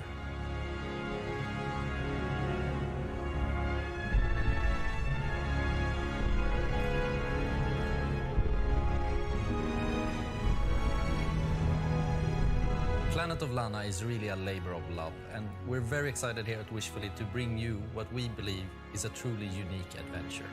And beyond the companion-based puzzle solving and hand-painted art style, you will experience an engaging story with twists and turns that hopefully will stay with you long after the credits have rolled. Planet of Lana is coming to Xbox and PC this year, and you can wishlist right now at Steam or sign up at our newsletter at planetoflana.com. This next title from 2-Star Games is quite literally an on-the-rails shooter. You and your little yellow train with its mounted machine gun and exquisite collection of bobbleheads will face off against a demonic, clown-faced train who is hell-bent on devouring human flesh. This is Choo Choo Charles. Hey, I'm Gavin. I'm the solo developer behind 2-Star Games, and I'm currently making Choo Choo Charles.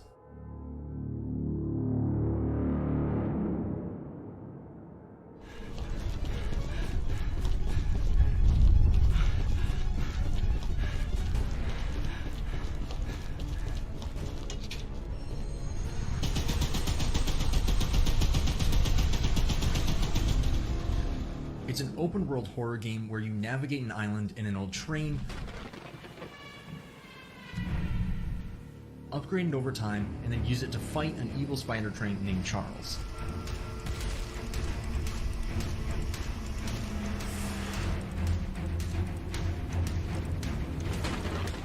If you pump enough lead into his face, that'll probably encourage him to run off and find something else to eat.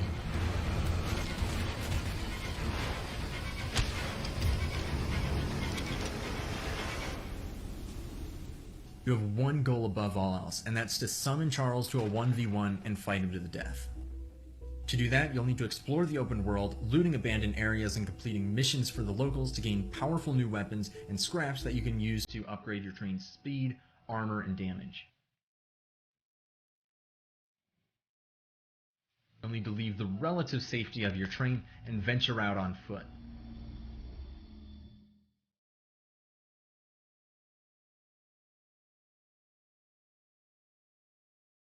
This is where things get really dangerous, with Charles constantly roaming around looking for his next meal, and camps of shotgun-wielding cultists looking for someone to feed to him.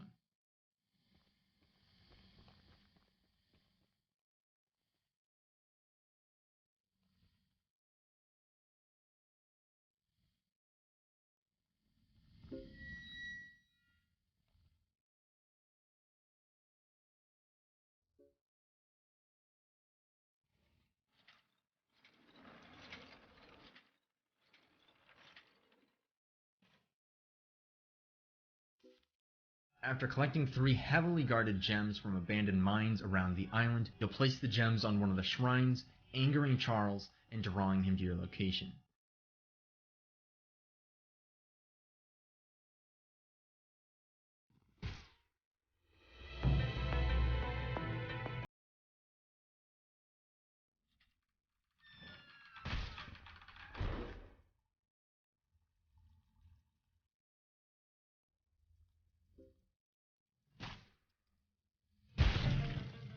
Best be careful out there, because it might be unwise to wander too far from your train.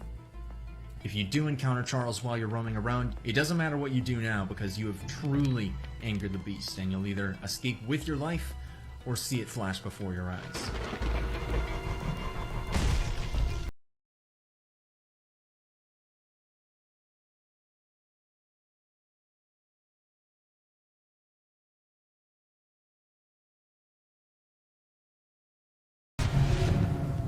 If it sounds like something for you, be sure to follow and wishlist Choo Choo Charles on Steam. I'd greatly appreciate it. It really does mean a lot. We've got a special one for you. It's very personal and near and dear to I Am 8-Bit because it's a I Am 8-Bit Presents published title. It's called Escape Academy, and think of it like Hogwarts, but for escape rooms. It's from developer Coin Crew Games, and they hail from the arcade amusement space. They've designed escape rooms in real life. Better they talk about their game than me. Here they are. Hey, I'm Mike. I'm Wyatt. And I'm Michelle, the art director. Wait, am I supposed to say I'm the... Hey, I'm Mike. I'm Wyatt. We're the founders. And I'm Michelle, the art director. Oof, okay. This is... I hate that. All right, once more with feeling. Hey, I'm Mike. I'm Wyatt. And I'm Michelle. And we're Coin Crew Games.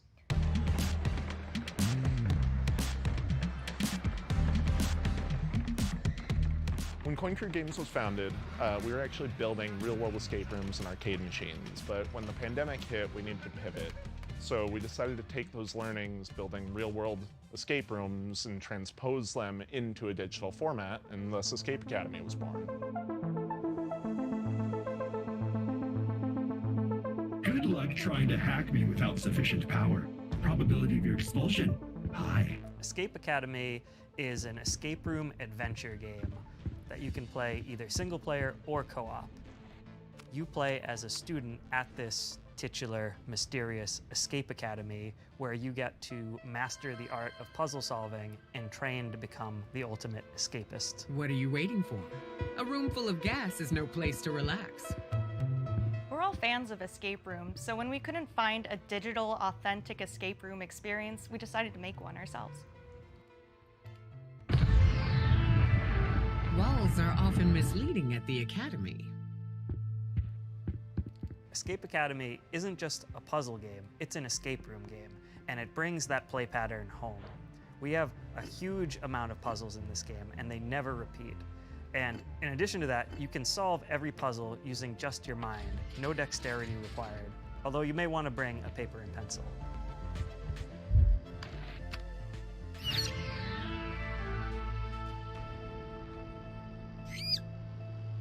The academic theming gave us the leverage to create a wide variety of rooms that support the narrative and put players in situations they would never find themselves in real-life escape rooms.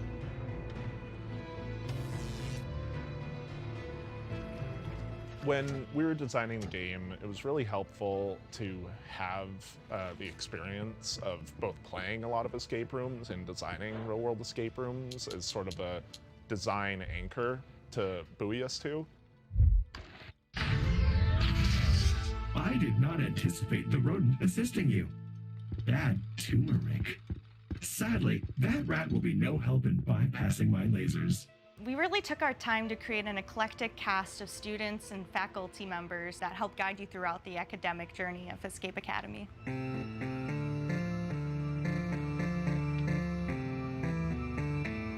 Building on the lessons that you get in each room and raising the stakes throughout your journey at the Academy was definitely a design pillar we wanted to make sure came through in the final game.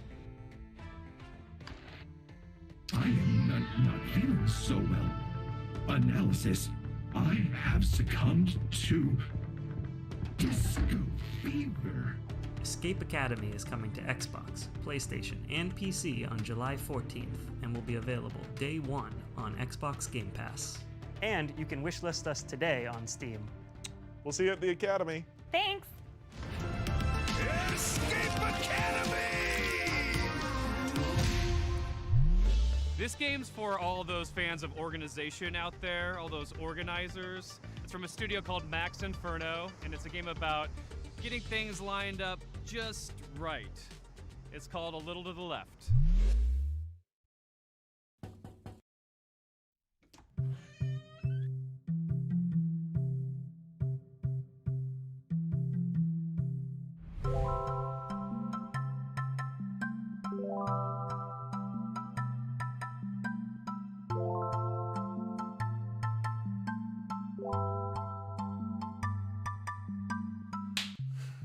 Hi, I'm Annie. Hi, and I'm Lucas, and we are Max Inferno.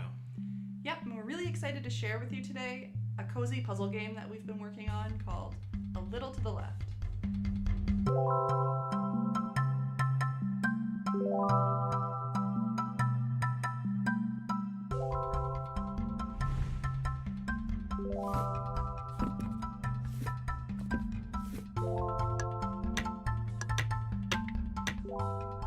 A Little to the Left is a game where you sort, stack, and tidy up the house.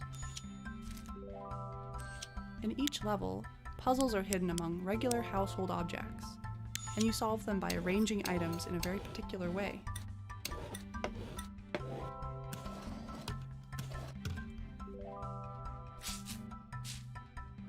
Many of the levels have multiple solutions. It's all about observation and imagining the different structures that could be at play.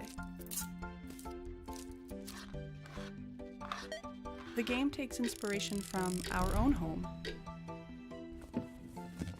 and some of our own little tendencies. Another big source of inspiration for the game is our cat, Rookie, who should be around here somewhere.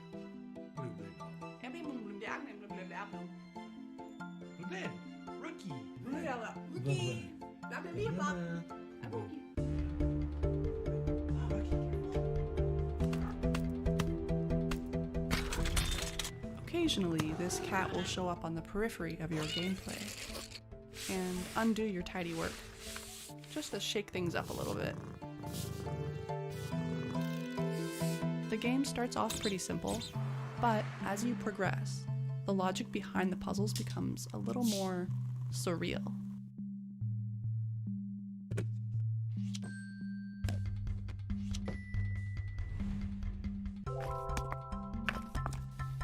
There is a lot to tidy up in A Little to the Left. Actually, every day brings something new. With the daily tidy delivery, you get even more out of our favorite puzzles. And you earn fun badges too. Well, thanks for stopping by. We hope you enjoy A Little to the Left when it releases later this year. See you later. Bye.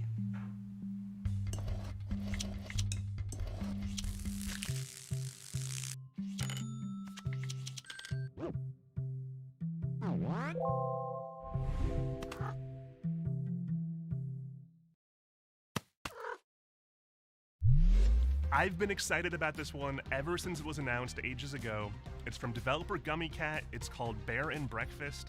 And the title says it all. You're a bear, you run in bed and breakfast in the woods, and it's really freaking fun. We're debuting a brand new animated trailer, a bunch of gameplay you've never seen, and finally announcing a release date.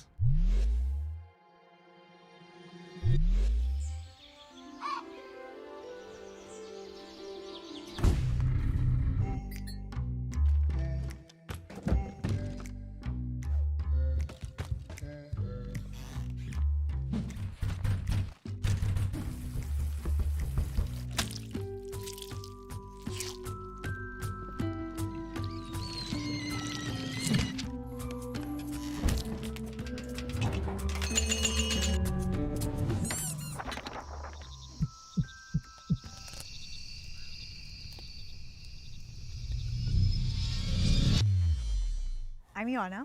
And I'm Raresh. We're from Gummy Cat in Romania. Today, we're showing you our first game called Bear and Breakfast. It's a laid-back management adventure game where you build and run a B&B in the woods, but you're a bear.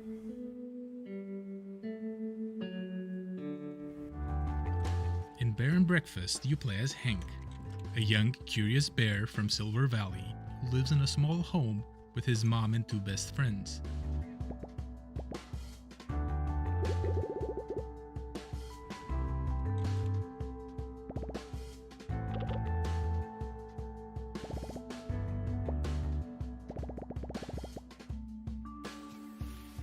We grew up on management sims. Games like Theme Hospital were big inspirations for us, but we also wanted to make a game that tells a story alongside the usual management stuff.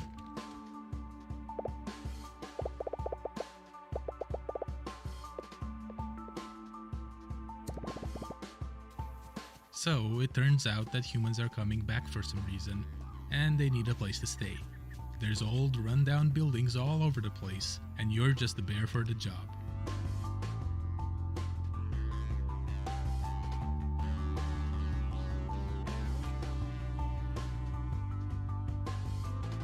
The game follows a linear story that you advance by solving quests.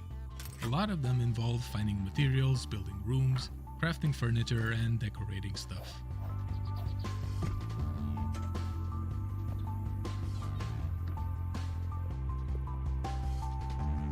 The actual furniture you do make awards different kinds of points. For instance, beds give comfort, showers give hygiene, that type of thing. You have to make sure that your room scores are high enough to satisfy whatever your guests are asking for.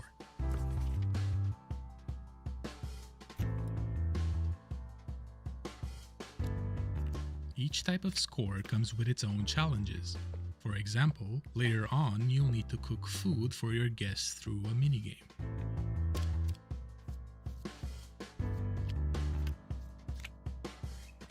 There's a lot more to Bear and Breakfast, but you can play at your own pace since the game won't rush you. Oh, and there's definitely no creepy subplot hidden somewhere in the forest.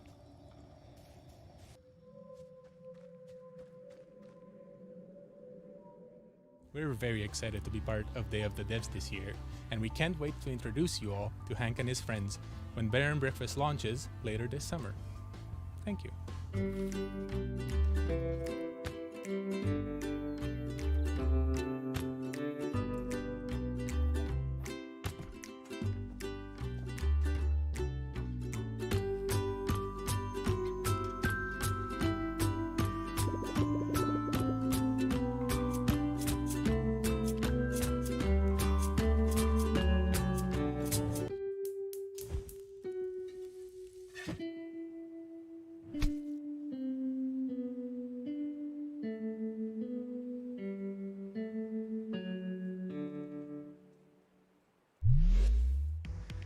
So I don't want to say a lot about this next one.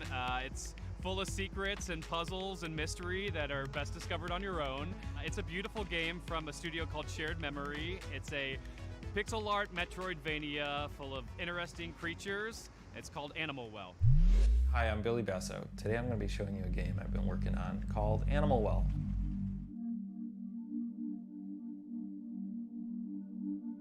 In Animal Well, you explore a surreal and sometimes dangerous pixel art labyrinth that is filled with secrets.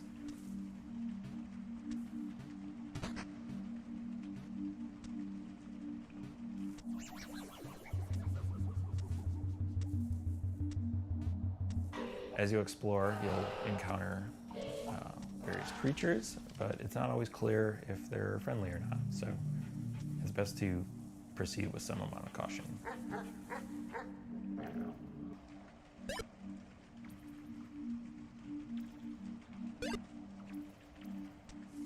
Throughout the game, you're going to find various items that will give you new abilities and help you solve some puzzles.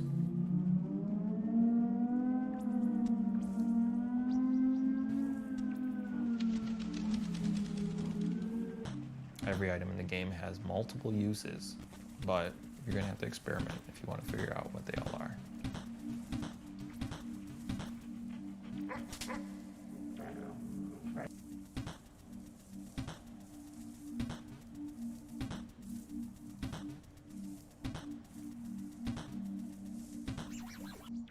Animal Well is a pixel art game.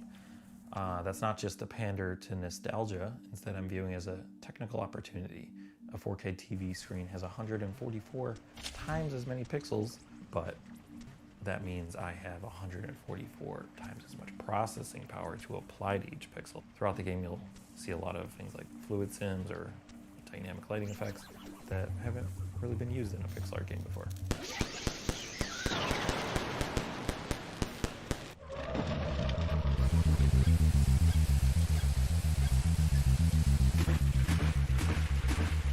Designing Animal Well is a layered experience. So what that means is the base layer is something the average person can play through and enjoy to completion.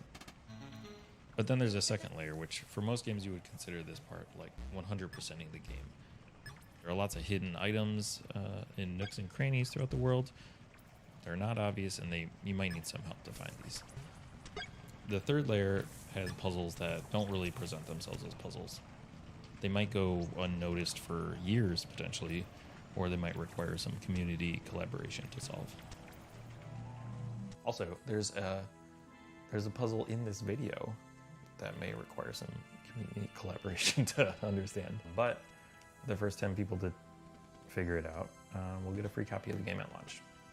And then while you're doing that, you can maybe wishlist it. But yeah, thank you so much.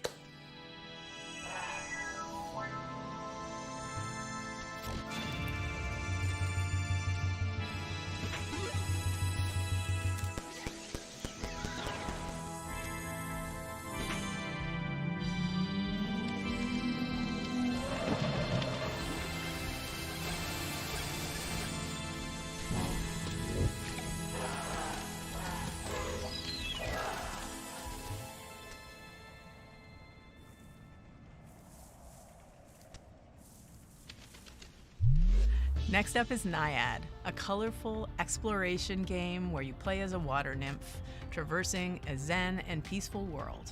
This game comes to us from Highwarp, a solo developer from Spain. Hi, I'm really happy to be part of the 10th anniversary of Day of the Devs at this exciting Summerfest edition. I'm Melwin from Highwarp, a solo dev indie studio from Spain, working on bringing to life very unique and personal games. I would like to share with you a preview of Naiad, a relaxing and colorful exploration adventure about flowing by a river. I put all my love creating every part of this game, so please enjoy.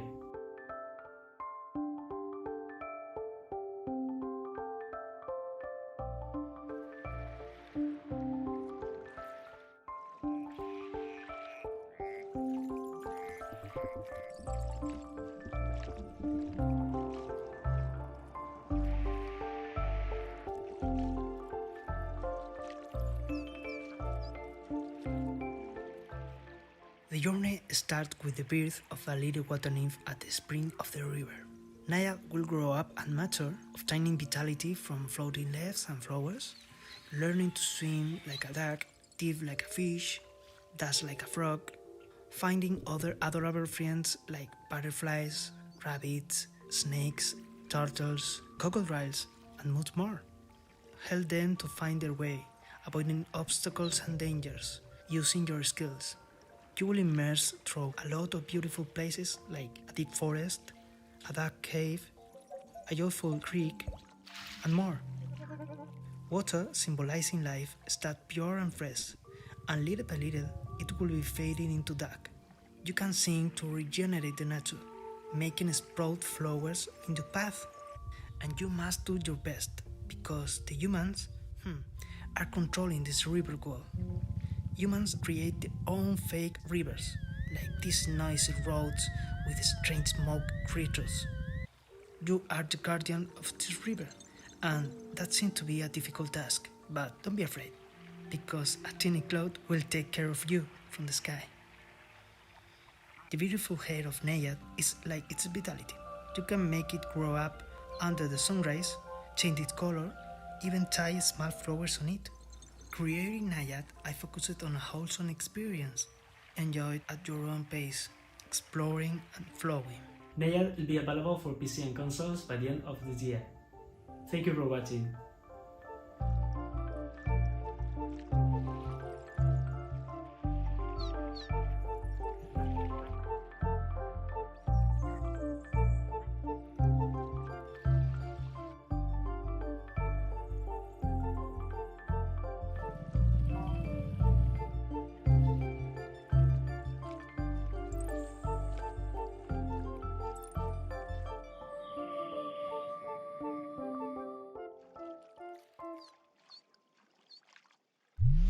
If you ever find yourself longing for the good old days, then why not take a trip back to the Stone Age in this cooperative life and farming simulation game from Sodaden and Cryptico.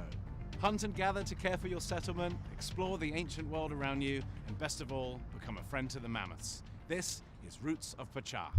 Hi, I'm Timo, co-founder of Sodaden along with my brother. Hi, I'm Karen, the narrative designer. We're based in San Diego with the rest of the team in Argentina. Hola a todos, I am Dancer, the main artist. And I'm Johnny, Timo's brother. We are the team developing Roots of Pacha, a farming sim set in the Stone Age where you help your clan develop the ideas that shape humanity. In a time when there weren't stores to buy seeds or anything else, you'll build your village from the ground up. Instead of using money, you'll transform the world around you by contributing and working with your clan. Starting small, you'll explore the regions of this new land, discovering plants and resources along the way.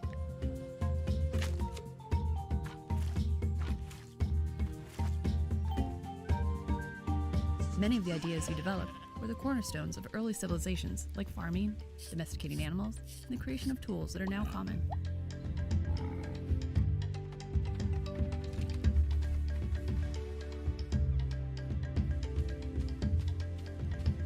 Ideas will build on one another, and after a while, you'll find your community transformed.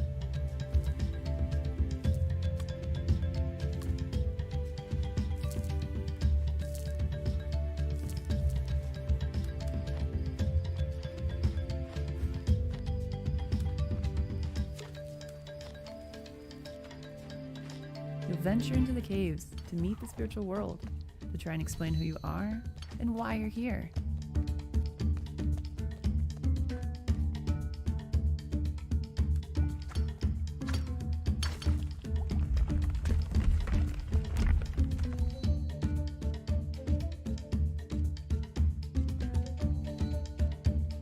The game's Stone Age setting was inspired by the book The Clan of the Cave Bear.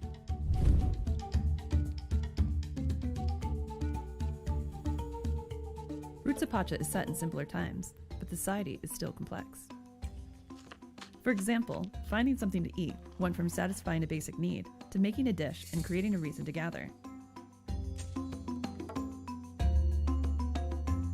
As you discover ways to make life easier, you'll find time to experience all the fun Pacha's world has to offer.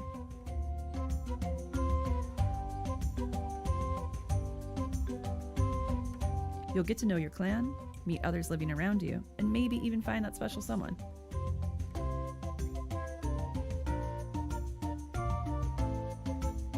Our love of farming sims started with the first Harvest Moons, and Stardew Valley took it to the next level. With Roots of Pacha, we want to make our own unique contribution to this genre. We're working on this project with all of our hearts. We're super excited for you to play the final version. In the meantime, we have a brand new demo that just went live today. Thanks for having us. Muchas gracias.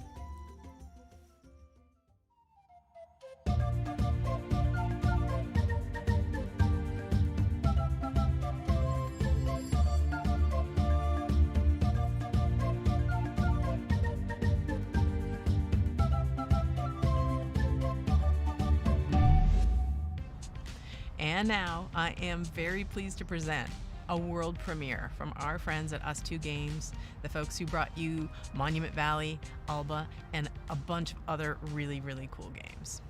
Here it is.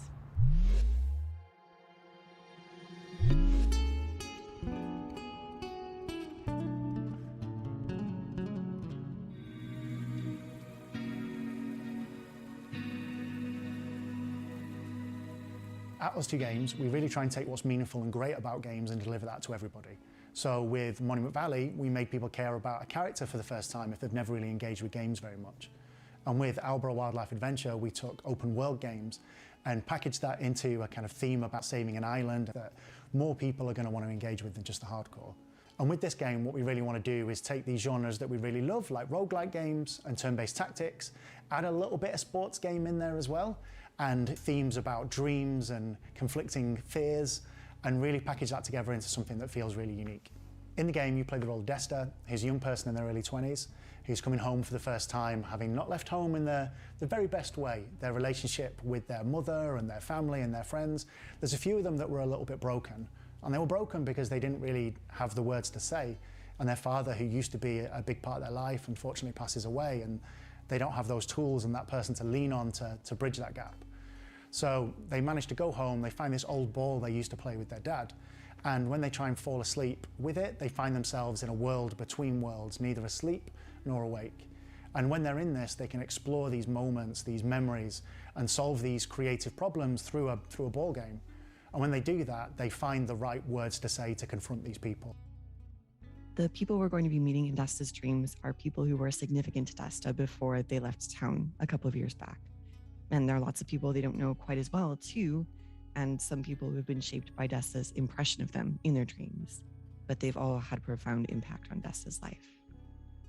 These characters are really interesting because all of them are interwoven as part of Desta's story, but also with each other. They don't just appear as abstractions, but they really feel like a part of the makeup of Desta's background. One way or another, the people that Desta meets throughout the game helped Desta become who they are today. And they've taught Desta a number of different things, like standing up for themselves, taking risks, expressing themselves, and more. There are a few different themes in the story, but I would say that certainly loss is a big part of it. Finding yourself, courage and perseverance, and reawakening. No pun intended. It feels like we've been able to put a lot of ourselves into Desta. The same is true for pretty much all of our games, but Desta in particular is very personal to a lot of the members of the team. I'm sure we can all relate to some of the themes of maybe having ghosted a friend and not being sure how you could like get back in touch with them, or dwelling over how you might have said something in a conversation and like having that play over and over in your mind, which is like one of the core themes of the game. It's definitely got more depth and more game mechanics than anything we've made before, and it's being designed from the ground up to be a multi-platform title. We're really looking forward to telling you more about Desta, the memories between, in the coming weeks and the coming months.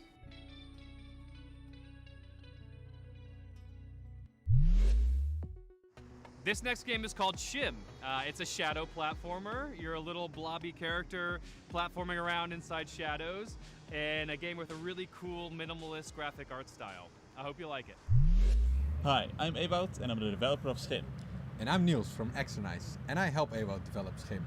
We're located in the north of the Netherlands in a town called Leeuwarden. We are a team of 2, plus the talented people at Moonseller who do audio.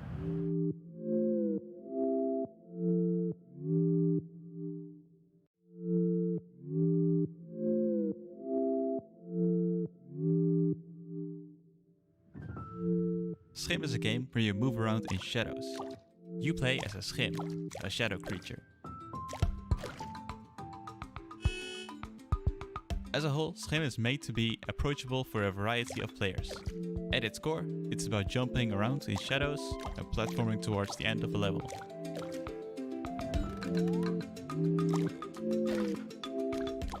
each shadow has their own schim. The player plays around as a schim of a human. However, this schim is separated from their person, and it's up to you to find your way back.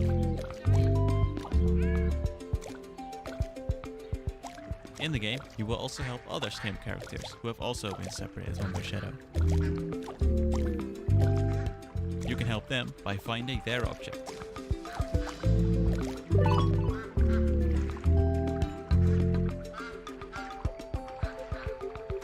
Schim takes big inspiration from the feeling of playing as a child. Playing imaginary games with made-up rules. Move around in shadows and jump to the next shadow.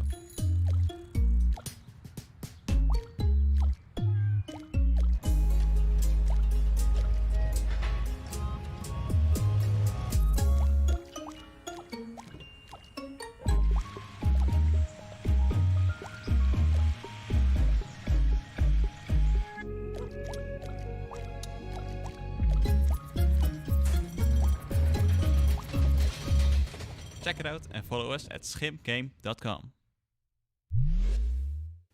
Hi everyone, and thank you Dev the Dev for having us this year. I'm Anne, the manager of Asobu, a community hub for indie game creators in Tokyo. We have a space where people can come to work and meet other people, do small gatherings, and we are helping Japanese devs by introducing them to platforms, console publishers, helping them on marketing, or as usually they don't speak English, helping them to apply to overseas events like this one.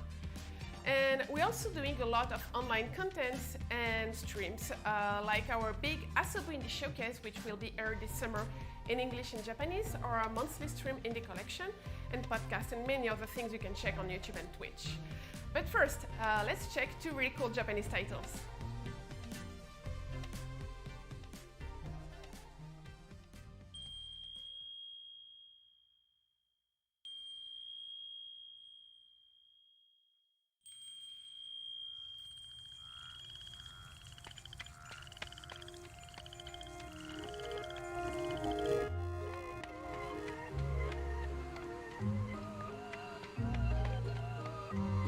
Fox and Frog Travelers, The Demon of Arashino Island, is a 3D action-adventure game with a Japanese-inspired atmosphere. You will play as Fox, a girl who finds herself on Arashino Island and starts traveling with Frog. Torii gates, fusto lantern and neon gives light and color to the island. But something is lurking in the shadows, inching even closer.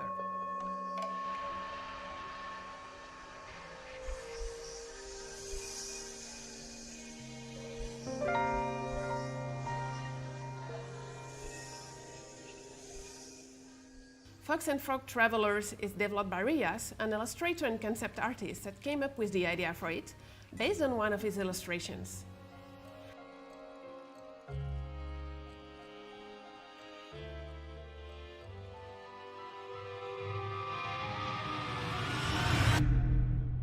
Fox and Frog Long Journey Through the Night is planned for release in a few years.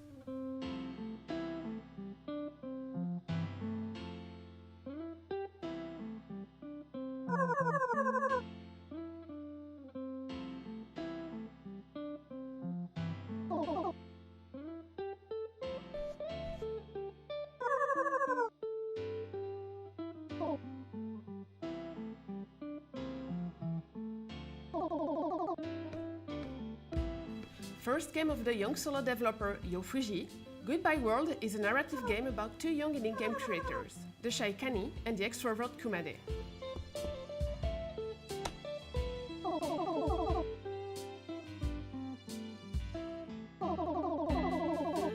Mixing influences from comics like Ghost World and games like The Beginner's Guide or Moses 3, Goodbye World is a tale about the passion and struggles that comes with game creation.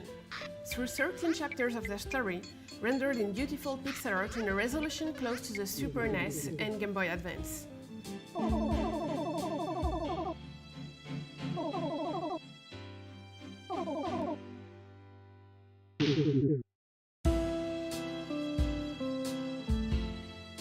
Goodbye World is due out on Steam later this year. If you like those games, don't hesitate to wishlist and to follow the devs on Twitter. And if you are interested by Japanese indie scene or indie games, you can follow us on Twitter, on Discord, chat with us, and watch our indie game showcase, which is coming this summer. And thank you again for watching, and Day of the Devs for having us. The process of moving to a new city can be daunting. Our next game, Birth, from solo developer Madison Carr, who hails from Chicago, explores the idea of quelling loneliness through this puzzle adventure. Hi, my name is Madison, and I am making a game called Birth.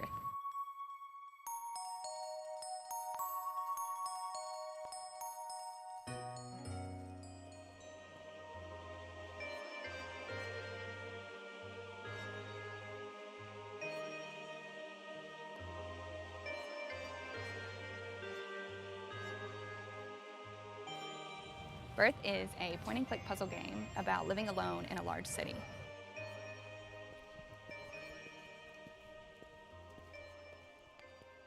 In order to quell your loneliness, you decide to create a creature, a friend, a partner for yourself, by collecting spare bones and organs that you find while traversing the city.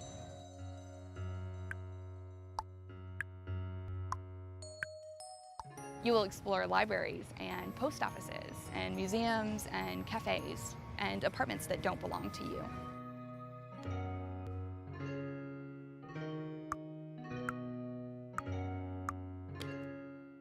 In each of these buildings, you will meet creatures, and you will get to know them by searching through their personal belongings.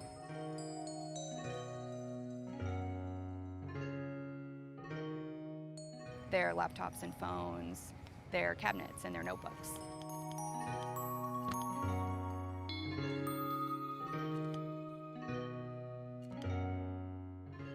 Within these personal belongings, there are puzzles. Some are physics-based, some are pattern-based, some are abstract. There are no instructions, and you are rarely doing the same thing twice.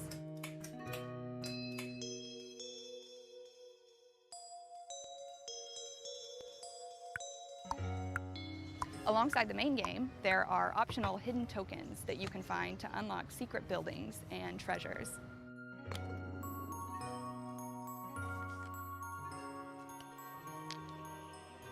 Birth comes out this August. I made this game with my whole heart, and I hope that you like it.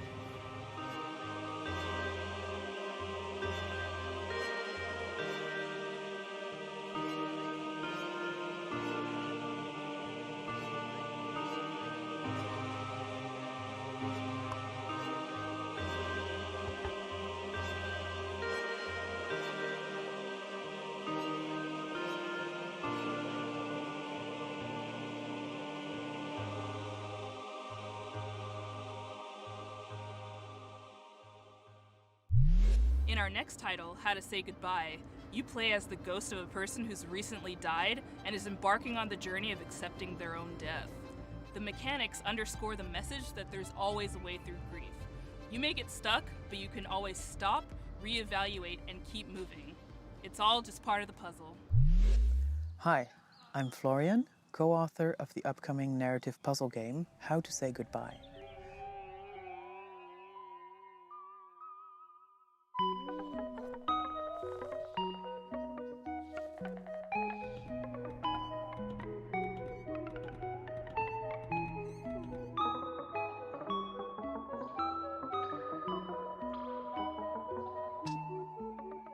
In How to Say Goodbye, you help a group of quirky ghosts overcome various obstacles and conundrums by reorganizing the level as you like.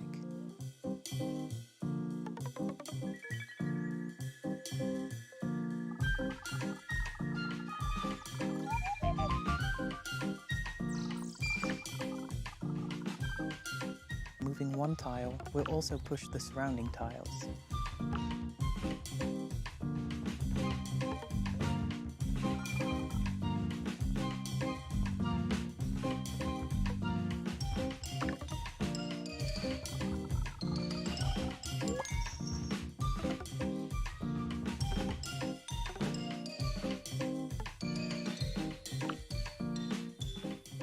The puzzle elements are only moved around, but never removed, so just like a Rubik's Cube, the puzzles never end up in a state where you can't solve them.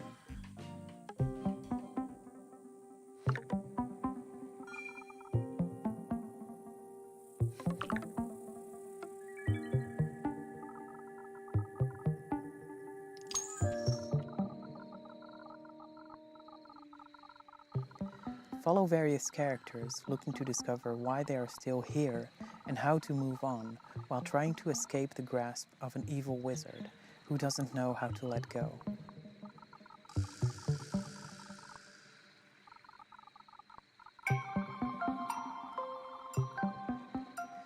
How to Say Goodbye tells a story of loss and grief, but we intend the experience to be as gentle, kind, and positive as possible.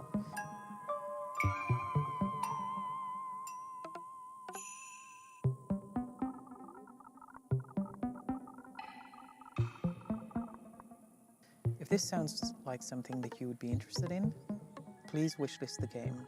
It would mean a lot to us. Thank you.